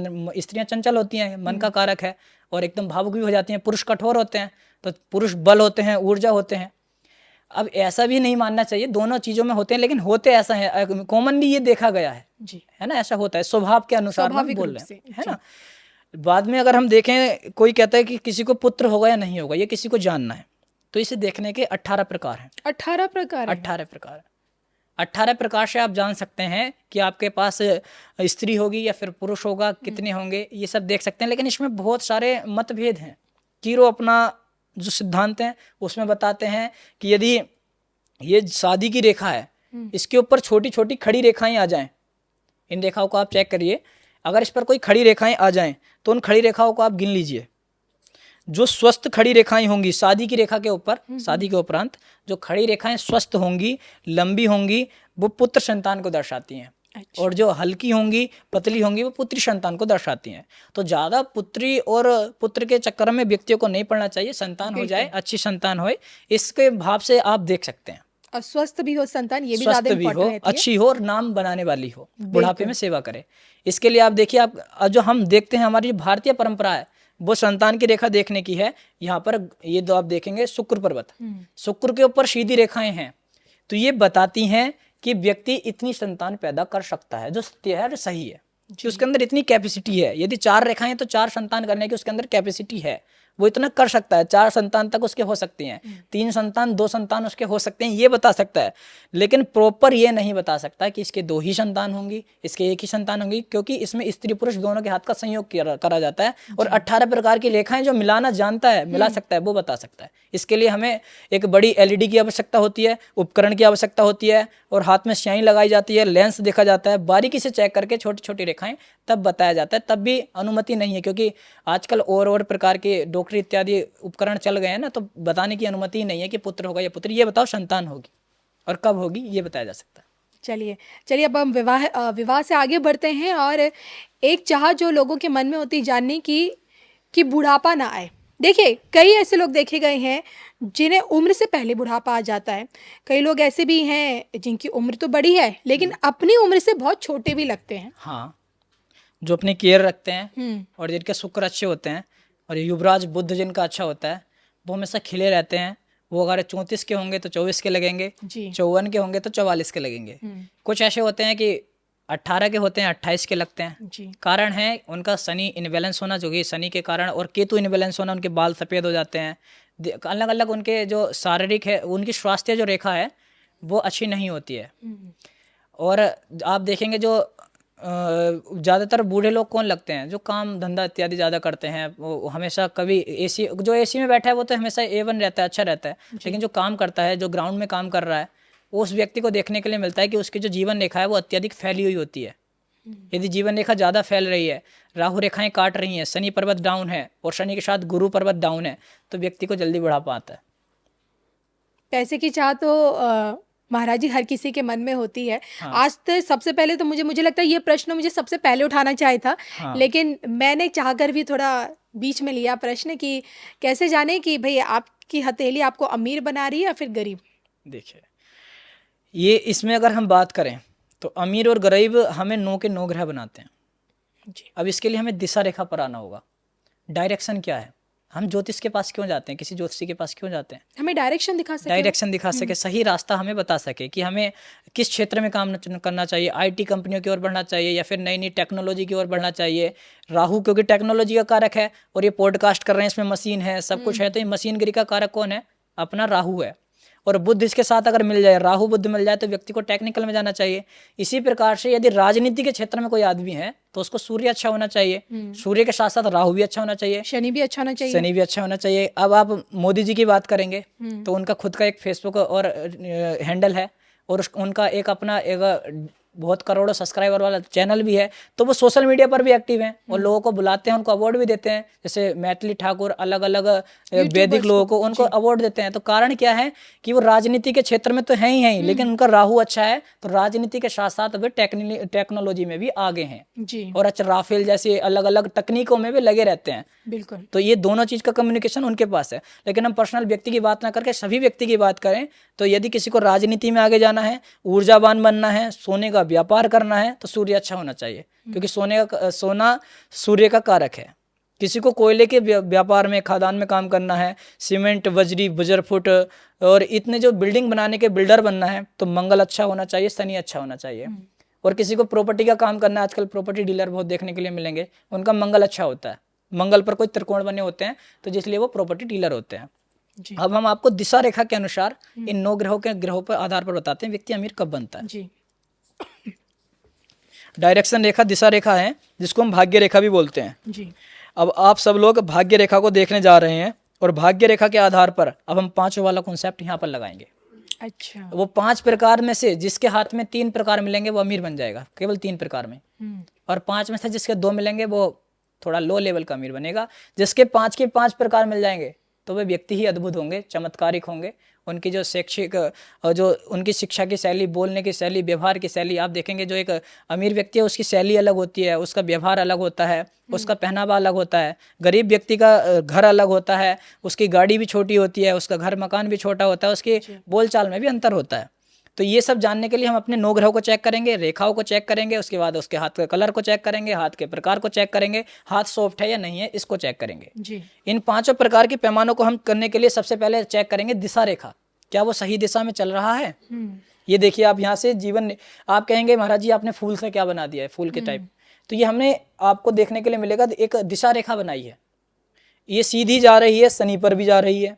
इसी रेखा से एक ब्रांच निकलकर सूर्य पर भी जा रही है। इसी रेखा से एक ब्रांच निकलकर शनि पर भी जा रही है और चंद्रमा पर भी जा रही है, मंगल पर भी जा रही है और बुध पर भी जा रही है। इसमें लिखा भी है व्यापार, राजा, और इस प्रकार से आप पढ़ पाएंगे प्रसिद्धि, सब कुछ लिखा हुआ है।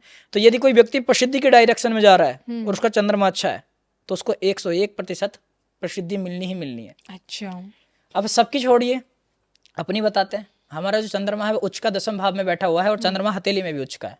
तो हम आपके साथ पॉडकास्ट कर रहे हैं, तो हम प्रसिद्धि की ओर जा रहे हैं, तो हमारी डायरेक्शन ठीक है। जब हमारी ठीक है तो हम किसी को बता भी सकते हैं कि आपकी कौन सी ठीक होगी।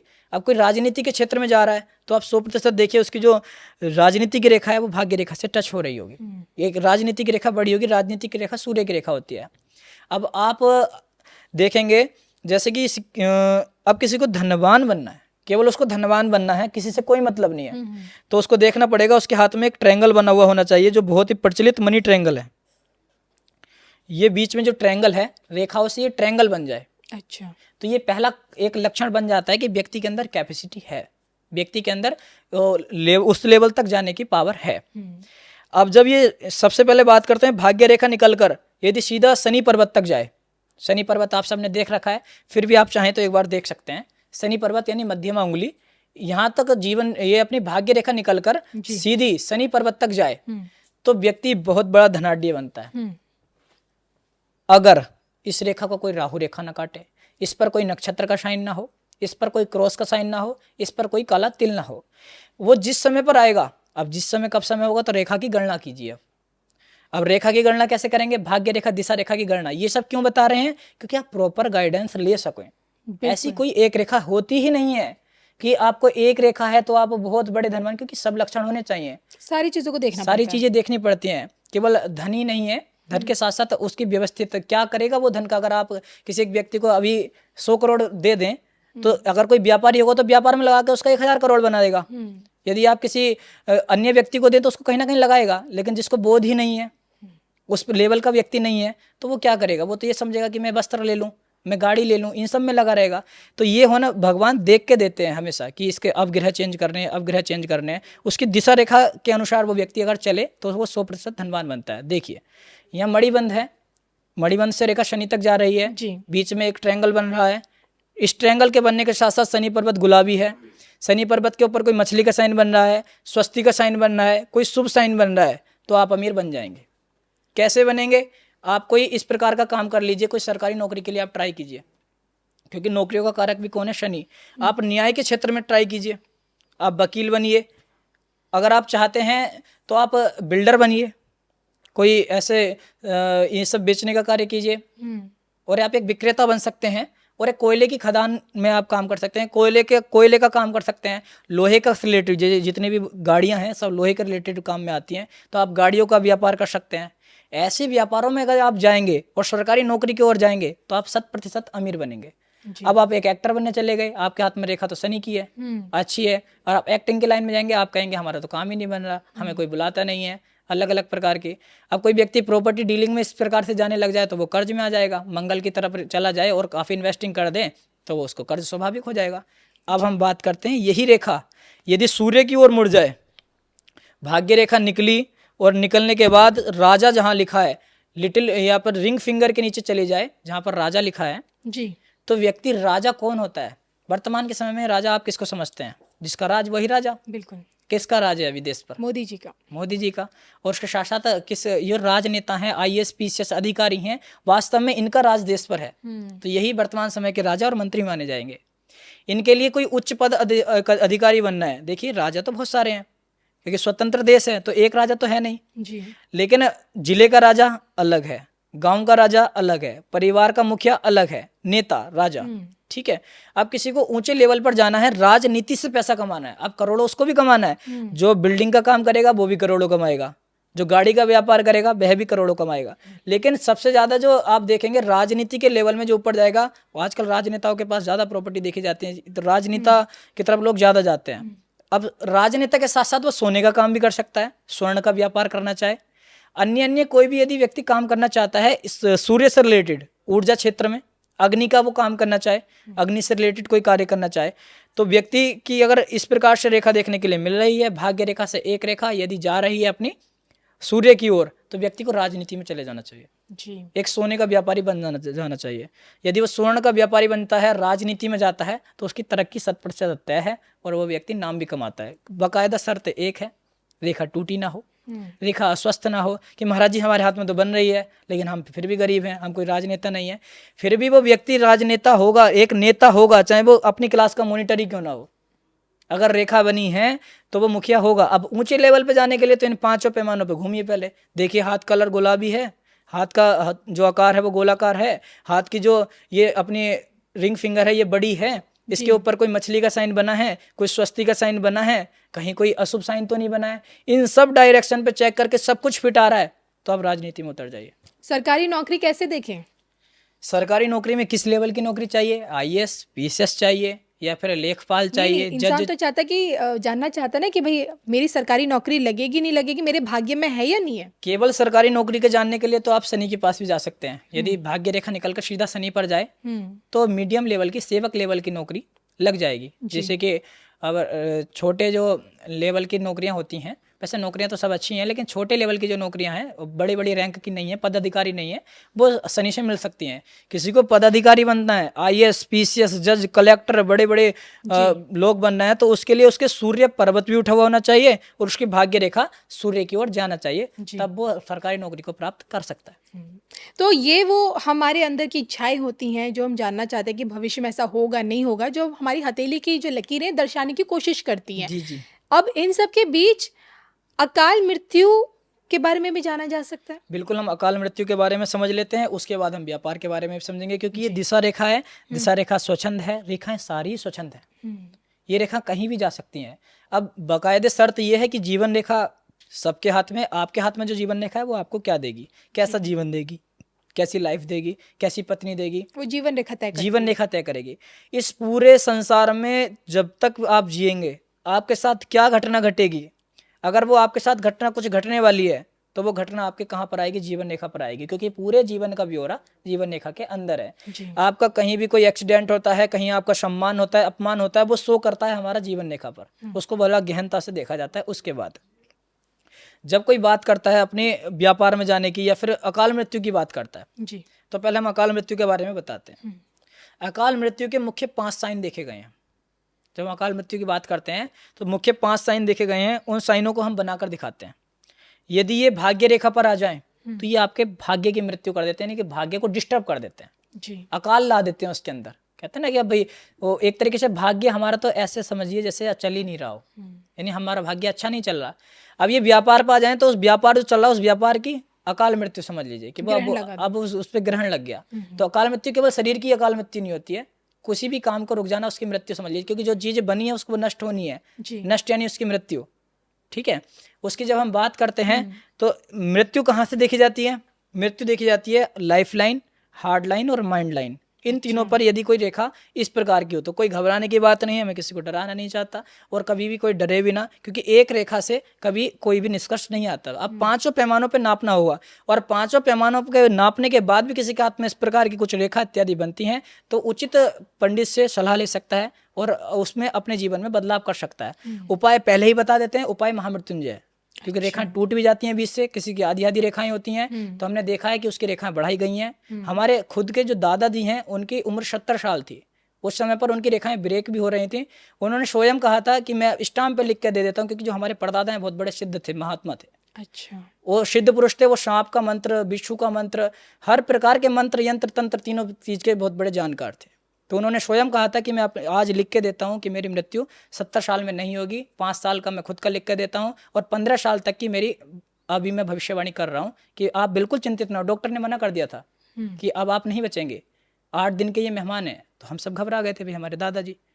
तो उन्होंने कहा कि मैं लिख के देता हूँ, लक्ष्मी नारायण शर्मा हमारे दादाजी का नाम है, उन्होंने कहा मैं खुद लिख के देता हूँ, बाकायदा वो लिखा हुआ नोट अभी हमारे पास रखा है। और उस समय से अब दादा की उम्र 83 साल है, 70 से 83 अभी तक वो जीवित हैं जी, और भी वो आगे अभी जिएंगे।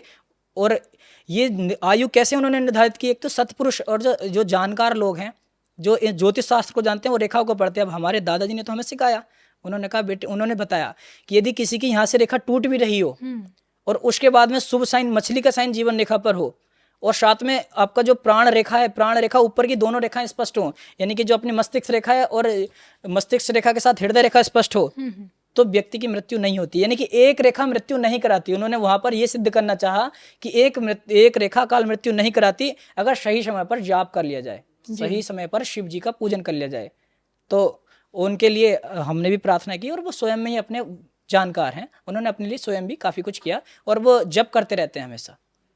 अभी हम जाते हैं तो उनको प्रणाम नमन वंदन करते हैं, कुछ अच्छी बातें हमें बताते हैं और उन्हीं की प्रेरणा से हम इस गुरुकुल वाली लाइन में आए। उन्हीं की प्रेरणा से ये हस्तरेखा, उन्हीं का प्रदत्त ज्ञान मेरे पास है। अच्छा, हमारे पूर्वजों का ही ज्ञान ये हस्तरेखा ज्ञान है। बस इसका उस समय पे क्या था, मीडिया नहीं थी, जानकारी नहीं थी। बाकी अब हमारे मुरादाबाद पूरे क्षेत्र में, ठाकुरद्वारा क्षेत्र में जी, वो आयुर्वेद के बहुत बड़े जानकार हैं, आयुर्वेद के जानकार हैं, ज्योतिष के जानकार हैं, कर्म कांड के बहुत बड़े जानकार हैं और उन्होंने बहुत लोगों का कल्याण किया निस्वार्थ भाव से। उन्होंने बहुत लोगों का कल्याण किया है, वहाँ लाइन लगी रहती है और अभी के समय में भी वो कल्याण कर रहे हैं। आयुर्वेद के बड़े अच्छे अच्छे नुक्ते वो जानते हैं, बताते हैं और ज्योतिष के बारे में, हस्तरेखाओं के बारे में उन्हीं की प्रेरणा से हमने फिर इसमें रिसर्च करनी शुरू की और 8 साल हमें भी इसमें हो गए हैं। तो अकाल मृत्यु के लिए आप समझ चुके हैं कि एक रेखा कभी जिम्मेदार नहीं होती है। फिर भी देख लीजिए, जीवन अनमोल है। यदि कोई संकट आने वाला है तो आप पहले ही सतर्क होकर अपने नाम से जप इत्यादि करवा लीजिए। आप उस ग्रह को पकड़ लीजिए जिस ग्रह से आपके जीवन में संकट आने वाला है। इसको दरअसल हम संकट योग बोलते हैं। अकाल मृत्यु इसलिए नहीं बोलते हैं क्योंकि व्यक्ति कोई मन में घबराए ना, उसको हम संकट योग बोलते हैं। संकट योग जब बनता है जब किसी व्यक्ति के जीवन में कोई नक्षत्र का साइन आ जाए, जीवन रेखा पर एक नक्षत्र का साइन हो, मस्तिष्क रेखा पर एक नक्षत्र का साइन हो, हृदय रेखा पर भी एक नक्षत्र का साइन हो। तीनों रेखा इंपोर्टेंट हैं, मस्तिष्क, हृदय और जीवन पूरा। इन तीनों रेखाओं पर बराबर डायरेक्शन में यदि कोई नक्षत्र का साइन आ जाए और आगे से तीनों रेखाएं समाप्त हो जाएं, तो ये प्रबल संकट योग है। इस प्रबल संकट योग से हर किसी को बचना चाहिए। चाहे हमारे कितने ही बड़े कोई भी पामिस्ट हों, वो इस बात को इनकार नहीं कर सकते। कीरो हों, बहमन हों, ये ऊंचे लेवल के पामिस्ट विदेशी हैं। बाकी हस्तरेखा के जो यहाँ के पूरे देश के पंडित लेखराज शर्मा जी हों, अरुण पंडित हों, आप किसी का भी नाम ले लीजिए, वो इस बात से इनकार नहीं करेंगे कि उस व्यक्ति को मृत्यु तुल्य कष्ट होगा, उसको होगा और होगा। तो यदि अब वो स्थिति क्या बनेगी एक बार चेक कर लेते हैं। ये तो अभी एक साइन की बात है, केवल नक्षत्र साइन। इसके बाद और भी साइन है। ये अपना नक्षत्र साइन होता है, स्टार की तरह बनता है जी। सितारे का साइन यदि तीनों रेखा पर बन जाए, इस हाथ में आगे को रेखाएं बनी हुई हैं लेकिन आगे से रेखा समाप्त हो जाए तो व्यक्ति की अकाल मृत्यु के योग बनते हैं। उसको उचित सलाह ले लेनी चाहिए। वहीं पर ये क्रॉस बने हैं तो व्यक्ति की अकाल मृत्यु नहीं होती है, उसको मृत्यु तुल्य कष्ट होता है। वहीं पर ये काला तिल बना है तो उसको चोट लगती है उस समय में। वहीं पर यदि यव बना है तब भी व्यक्ति का जीवन दरिद्रता में चला जाता है। वहीं पर यदि कोई यव बना है, द्वीप बना है, तो व्यक्ति के जीवन में वो संघर्ष का समय होता है। अब यही साइन यदि राहु पर बन जाए, ये राहु है, बीच में राहु होता है, राहु पर यदि क्रॉस बन जाए, नक्षत्र बन जाए, यव बन जाए, तो व्यक्ति को काफ़ी ज़्यादा कष्ट और संकट देखने के लिए मिलते हैं। अचानक उसके जीवन में घटनाएं घटित होती हैं। अचानक उसका जो व्यापार में लगाया हुआ पैसा है वो डूब जाता है। अचानक से शेयर मार्केट में उसको लॉस हो जाता है। उसकी मति राहु ऐसी भ्रमित कर देता है कि वो लाखों करोड़ों शेयर मार्केट ट्रेड में लगा के सब अपना बर्बाद कर लेता है। मैं किसी भी प्रकार के ट्रेड, शेयर मार्केट उसके बारे में बात नहीं कर रहा, लेकिन मैं ये करना चाहता हूँ कि यदि ऐसा व्यक्ति भ्रम के कारण अपना इन्वेस्टमेंट करके सब कुछ अपना खराब कर लेता है। इन सब के बीच जो भी व्यक्ति छात्र वर्ग से, स्टूडेंट जो भी आपसे आपके पास आता है और जानना चाहता है कि आप बताएं कि भाई वो मेहनत तो कर रहा है लेकिन क्या विदेश जाने का योग है? हाँ, विदेश रेखाएं। जब हम विदेश रेखाओं की बात करते हैं तो हमें अपने चंद्रमा के पास आना होता है। अच्छा। अब जो हमारा चंद्रमा है वो हाथ में कहाँ पर होता है वो आप सभी को पता है। ये जब अपनी लिटिल फिंगर आप देखेंगे इस स्थान पर, यहाँ पर अपना चंद्रमा विराजमान होता है। इस चंद्रमा से आप यदि भाग्य रेखा की डायरेक्शन देखें तो ये भाग्य रेखा ही हमें विदेश भी ले जाती है। अच्छा। भाग्य रेखा यदि चंद्र पर्वत से उदय हो, यहाँ पर चंद्र पर्वत है जी, यदि इस चंद्र पर्वत से उदय होकर भाग्य रेखा ऊपर के लिए जाए और जिस डायरेक्शन में जाएगी व्यक्ति उस काम के लिए, व्यापार के लिए जाएगा। यानी कि भाग्य रेखा चंद्र पर्वत से उठकर ऊपर के लिए जाते हुए शनि पर्वत तक पहुंच गई तो व्यक्ति नौकरी करने जाएगा, व्यापार करने नहीं जाएगा, नौकरी करने विदेश जाएगा। यही रेखा यदि एक बार चेक भी कर लेंगे क्योंकि कहेंगे गुरुजी रेखाएं दिख नहीं रही हैं, पता नहीं चल रहा है आप कौन सी रेखा बता रहे हैं, तो रेखा आपको बता देते हैं। ये बनी हुई रेखा है जो सेवक सलाहकार लिखा है। अब इस इस रेखा को आप देखिए, यहाँ चंद्र पर्वत से निकलकर यहाँ से निकलती है। कोई भी रेखा यदि शनि पर्वत तक चले जाए तो व्यक्ति जाएगा, यानी शनि पर्वत यहाँ पर है तो व्यक्ति विदेश जाएगा नौकरी करने। यदि यही चंद्र रेखा यहाँ से निकलकर इस बुध पर आए सीधा, कहीं अन्यथा नहीं जाए, तो व्यक्ति व्यापार करने जाएगा विदेश जी। लेकिन जाएगा, 100% जाएगा, जरूर जाएगा। यहाँ से यही चंद्र पर्वत से रेखा अगर यहाँ पर सलाहकार वाली जगह चली जाए, यानी कि जुपिटर के नीचे जाए, तो ये 100% निश्चित है कि व्यक्ति विदेश में जाएगा, और विदेश जाएगा पढ़ाई के क्षेत्र में। या तो स्टूडेंट है तो पढ़ने जाएगा या फिर पढ़ाने जाएगा, जैसे कनाडा इत्यादि जाते हैं या जर्मनी में जाते हैं, इंग्लैंड में जाते हैं, व्यक्ति पढ़ने जाते हैं। वो स्टूडेंट हमें वहाँ से हाथ भेजते हैं कि गुरुजी हम पढ़ाई के साथ साथ यहाँ पर कुछ कार्य करना चाहते हैं, हमारी जॉब। तो हम उनको बताते हैं कि आपकी डायरेक्शन इस रेखा में ये बता रहे हैं, तो आप वहाँ पर ये कर लीजिए, आप सफल हो जाएंगे। तो हम इसी तरीके से बताते हैं, उसकी भाग्य रेखा से बताते हैं। बाकी यही भाग्य रेखा निकलकर यदि शनि पर्वत पर चली जाए, ये शनि पर्वत है तो नौकरी में जाएगा, और शुक्र पर चली जाए, शुक्र शनि के मित्र हैं, तो वो कलाकारी में जाएगा, कोई ना कोई अपनी खुद की प्रतिभा दिखाएगा वहाँ। मतलब यहाँ से बता सकते हैं कि भाई सामने वाला इंसान किस फील्ड में अपना करियर बनाएगा। बिल्कुल, करियर के साथ साथ ये भी बता सकते हैं विदेश में कौन सा करियर बनाएगा। और विदेश जाने की रेखा तो ये वाली अपनी है, विदेश सेटलमेंट। ये लाल चिन्ह जो बना है, यदि किसी के हाथ में लाल चिन्ह बना है तो व्यक्ति विदेश में जाता है और वहीं पर सेटलमेंट हो जाता है, लेकिन विदेश जाता जरूर है। चंद्रमा से कभी भी कोई भी रेखा उठकर ऊपर के लिए जाएगी तो उसको विदेश भेजने का कारक होती है। और ऐसी ऐसी 10 रेखाएं और भी होती हैं जो विदेश भेजती हैं। यानी कि 100 बात की एक बात निकल कर ये आती है कि हमारी हथेली की जो लकीरें होती है एक तरह से हमारा अपना दर्पण होता है, जो हमारा भविष्य बताता है, हमारे भविष्य का आईना बताता है। अब ये आप पे डिपेंड करता है कि इसी आईने को समझने के लिए आप किस योग्य व्यक्ति के पास पहुंचते हैं। बिल्कुल बिल्कुल। आपसे एक सवाल है मेरा कि एक लंबे समय से आपने इसमें एक अध्ययन किया है, तो जब हस्तरेखाएं का आप अध्ययन करते बताते हैं, तो कुछ ऐसी चीज़ें हैं कि किस प्रकार से इन रेखाओं को मजबूत किया जा सकता है, हथेली की लकीरों को, या फिर ये अपने आप होती, इसमें हम कुछ नहीं कर सकता। बिल्कुल हम इसमें कर सकते हैं। वैसे ये कहा गया है कि रेखाएं स्वच्छंद होती हैं, रेखाओं की जहाँ इच्छा जाए रेखा जा सकती हैं। समय समय पे चेंज होती है, समय समय पर चेंज होती है, समय समय पर हाथ का कलर चेंज होता है। जब कोई व्यक्ति ऊंचे स्थान पर होता है, वहां जाकर अच्छे कर्म नहीं करता, जनता को परेशान करने का कार्य करता है, तब उसके हाथ की जो रूप है वो बदलने लग जाता है। गुलाबी से गेहूं का कलर बनने लग जाता है, क्योंकि दरिद्र बनना है तो उसके हाथ पर वो नक्षत्र इत्यादि के साइन बनने स्टार्ट हो जाते हैं। कि 5 प्रकार से हम अपनी रेखाओं को बदल सकते हैं। ये हाथ की रेखाएं हैं, कर्मों के आधार पर इनको हम बदल सकते हैं। बदलने के 5 प्रकार हैं, 5 उपाय हैं। सबसे पहले उपाय नंबर 1, व्यक्ति मंत्रों का जाप करके कर सकता है। यदि किसी की सूर्य रेखा कमजोर है, उसको सरकारी नौकरी चाहिए, उसको राजनीति में पद चाहिए, उसको स्वर्ण का व्यापार चलाना है, या अपना कार्य उसको चलाना है, और वो किसी इस क्षेत्र में रहता है जो ऊर्जा से रिलेटेड कार्य है, तो उसको सूर्य का जप कर लेना चाहिए। ओम ह्राम ह्रीम ह्रोम स सूर्याय नमः, इस मंत्र का जाप करने से सूर्य रेखा स्ट्रोंग होती है। अच्छा। उसके बाद अब कोई व्यक्ति मंत्र जपने में असमर्थ है, नहीं जप पाता, तो उसको नग पहनाकर उसकी रेखा मजबूत की जा सकती है। अच्छा, अब यहाँ कह रहे कि स्टोन्स पहन के भी आप लकीरों को मजबूत कर सकते हैं। बिल्कुल, स्टोन एक तरीका होता है।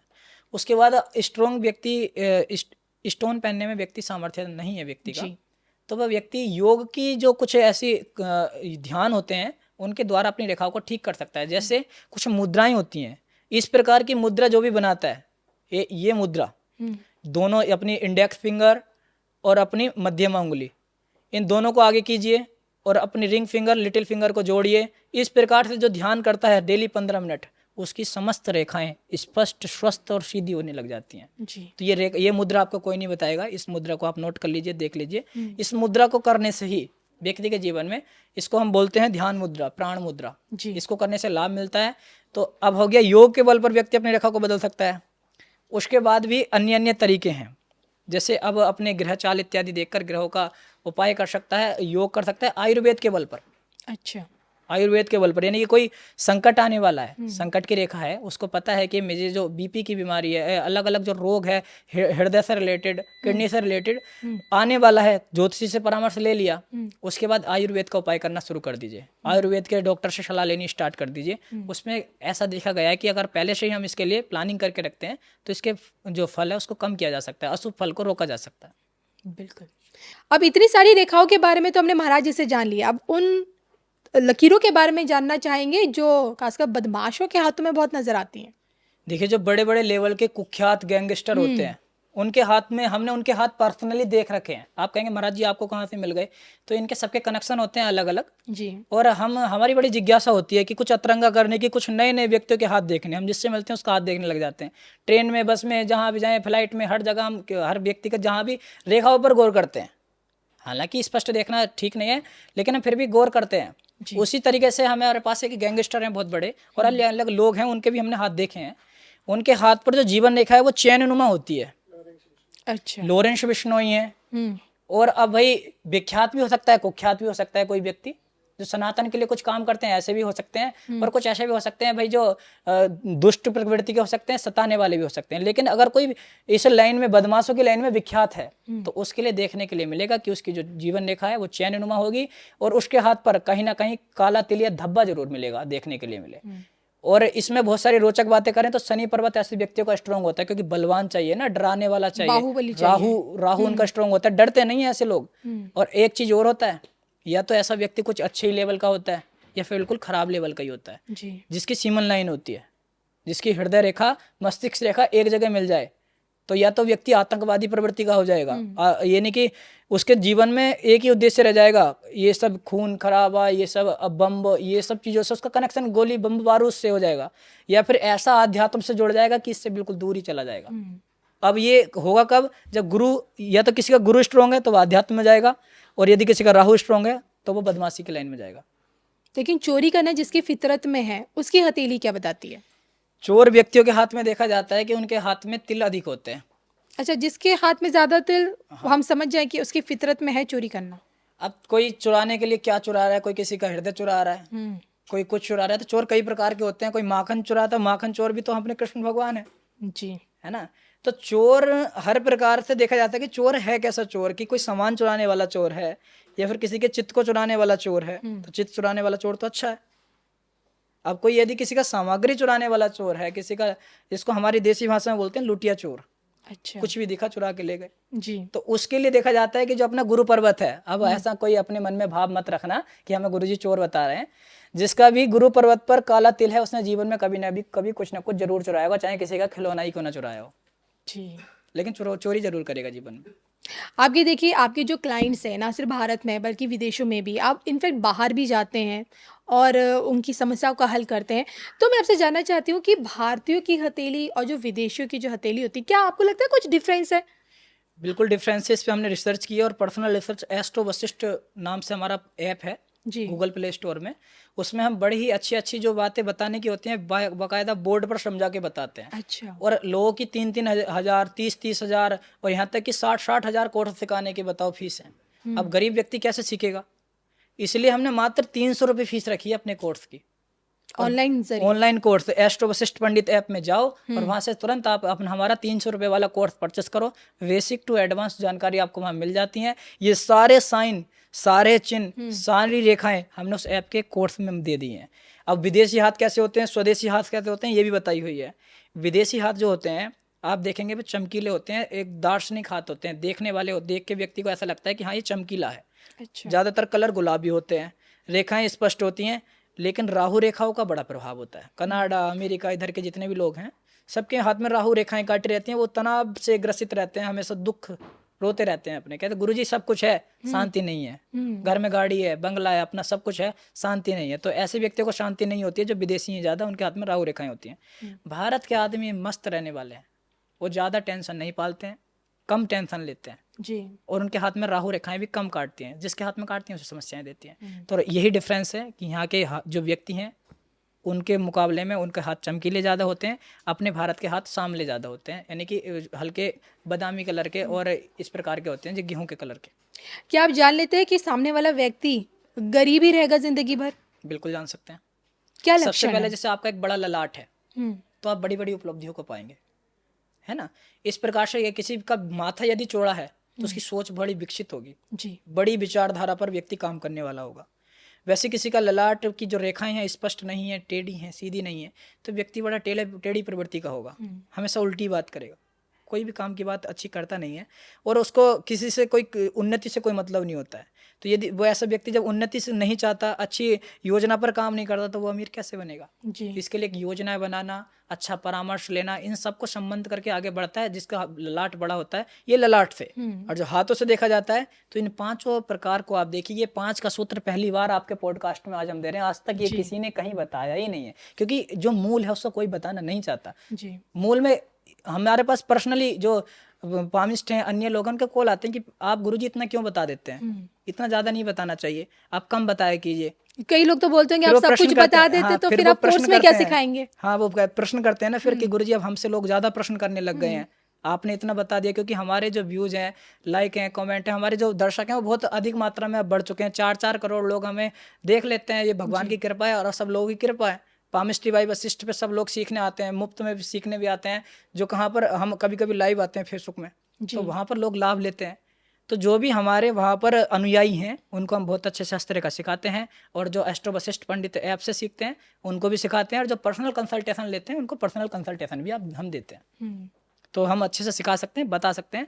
तो लोग हमारे कुछ विरोध में भी रहते हैं, भाई जो उठता है व्यक्ति उसके विरोध में भी लोग आना स्टार्ट हो ही जाते हैं।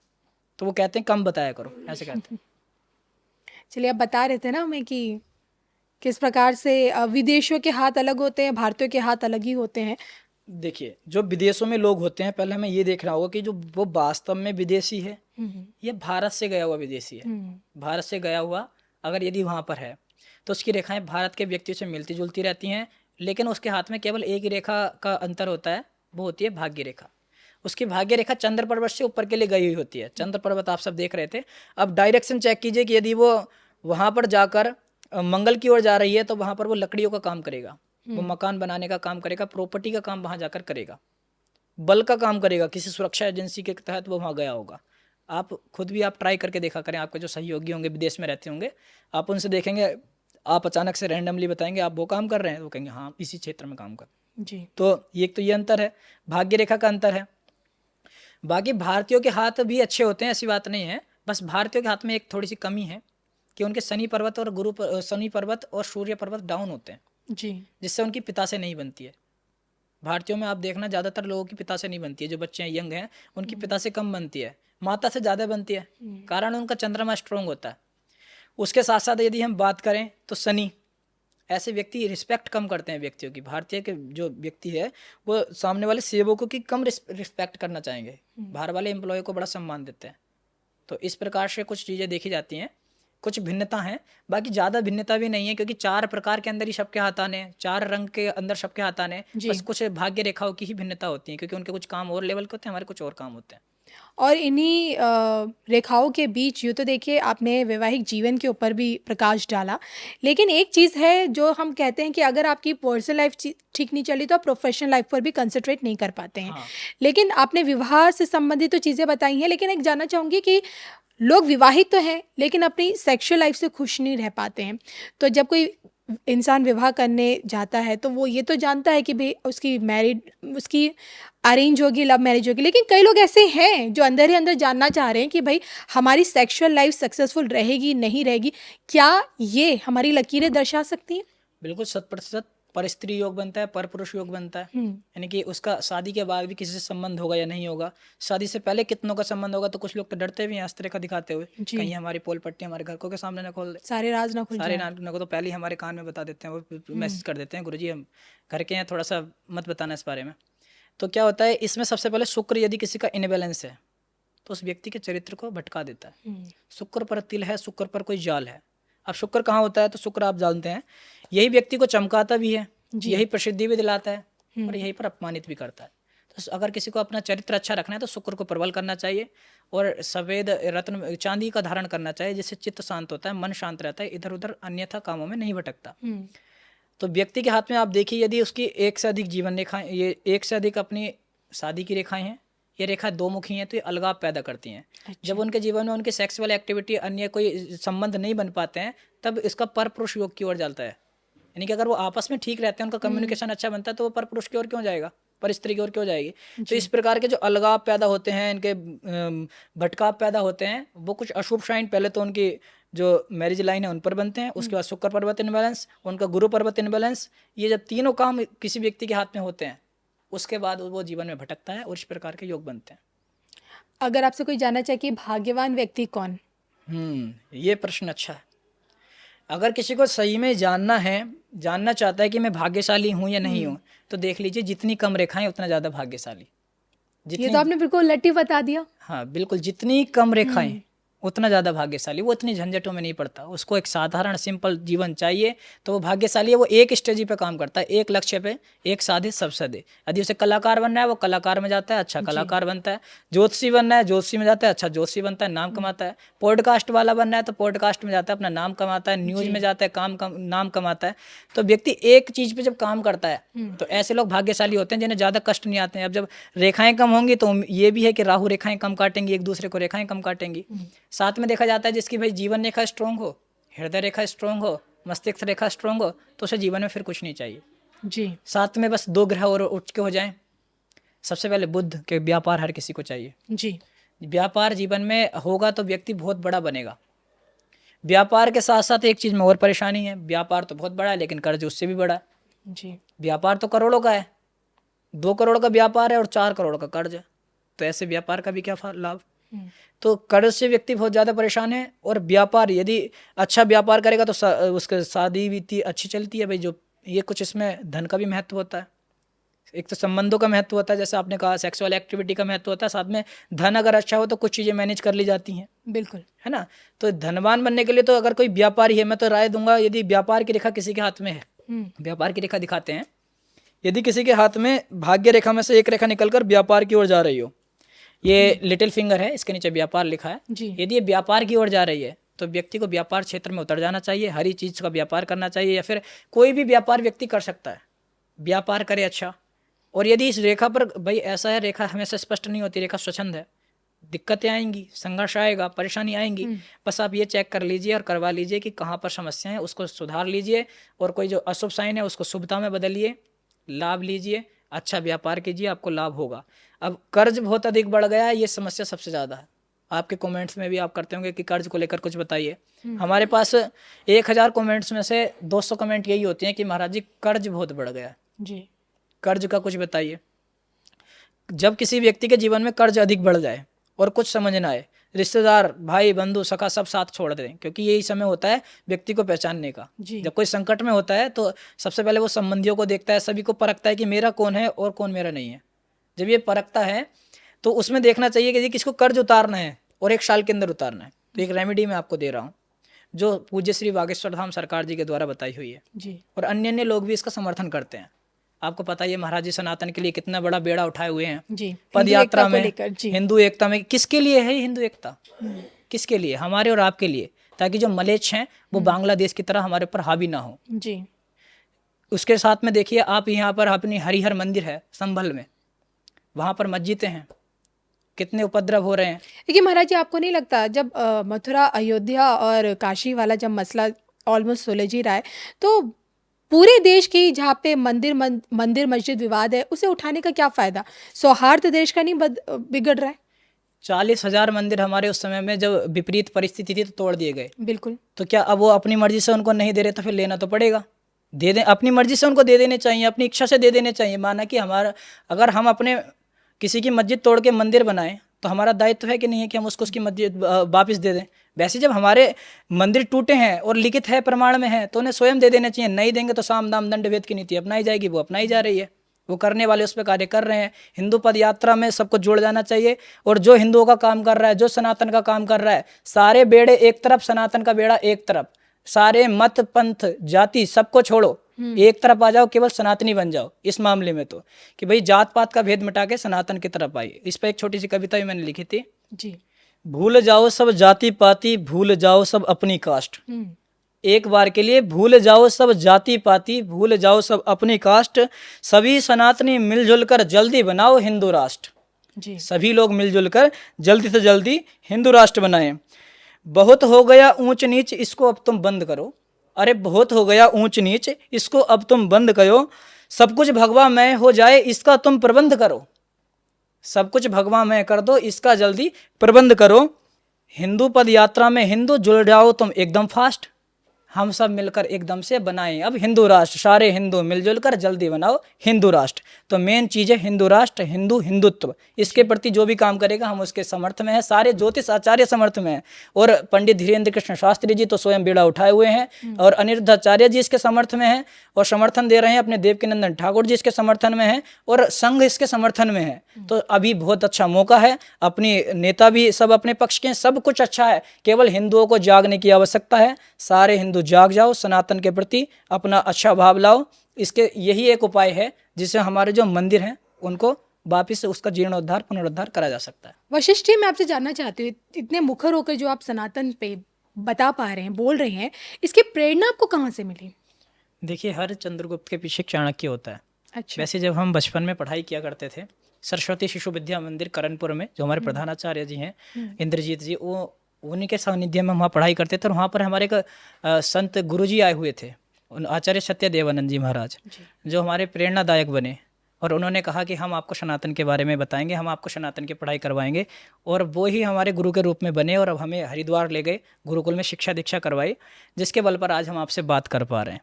और वंशानुक्रम से तो अपना चलता ही आ रहा है। वो काफ़ी सेवा करते हैं और बच्चों के लिए, गरीब बच्चों के लिए काफ़ी हेल्प करते हैं। और जो सनातन में आना चाहते हैं, संस्कृत पढ़ना चाहते हैं, गुरुकुलों में आना चाहते हैं, उनके लिए वो सहयोग करते हैं जी। गौ सेवा करते हैं और धर्म के लिए भागवत करते हैं और सभी व्यक्तियों को धार्मिक बनाने का और भक्त बनाने का कार्य भी करते हैं। और जिस प्रकार से धीरेन्द्र कृष्ण शास्त्री जी ने अपनी पदयात्रा को और हिंदुओं की जागृति को बढ़ाया, उसी प्रकार से बढ़ाने का कार्य हमारे पूज्य गुरुदेव आचार्य सत्यदेवानंद जी महाराज कर रहे हैं। सनातन को एकजुट करने का कार्य कर रहे हैं। बिल्कुल। चलिए, इसी के साथ जाते जाते इतनी सुंदर कविता आपने गा दी। यही जानना चाहूँगी, व्यक्तिगत हथेली की लकीरों से तो भविष्य बता रहे हैं, भारत का भविष्य भी जाते जाते बता दीजिए। भारत के भविष्य में कुछ आने वाले समय में उपद्रव तो देखने के लिए मिलेंगे, क्योंकि कुछ जयचंद पैदा हो गए हैं और उनके साथ जो अराजकता फैलाएंगे, जिनकी जिहादी मानसिकता है, ऐसे लोग पैदा हुए हैं जो आने वाले समय में भारत के लिए एक दीमक का काम कर सकते हैं, भारत को परेशान करने का, उपद्रव का काम कर सकते हैं जी। और उसी के साथ साथ में जब हम बात करते हैं तो हमारे नरेंद्र मोदी जी, योगी जी, कोई एक संत ऐसा होगा जिस पूरे देश को चलाएगा, ऐसा भविष्य देखने के लिए मिलेगा। एक संत सम्राट के रूप में आने वाला है। चलिए, मुझे लगता है आपका वो संकेत हमारे दर्शक जान चुके होंगे, जिस तरफ आपने इस बार संकेत किया है उस संत के बारे में। इसी के साथ मुझे और हमारे आचार्य वशिष्ठ शर्मा जी को इजाज़त दीजिए। नमस्कार।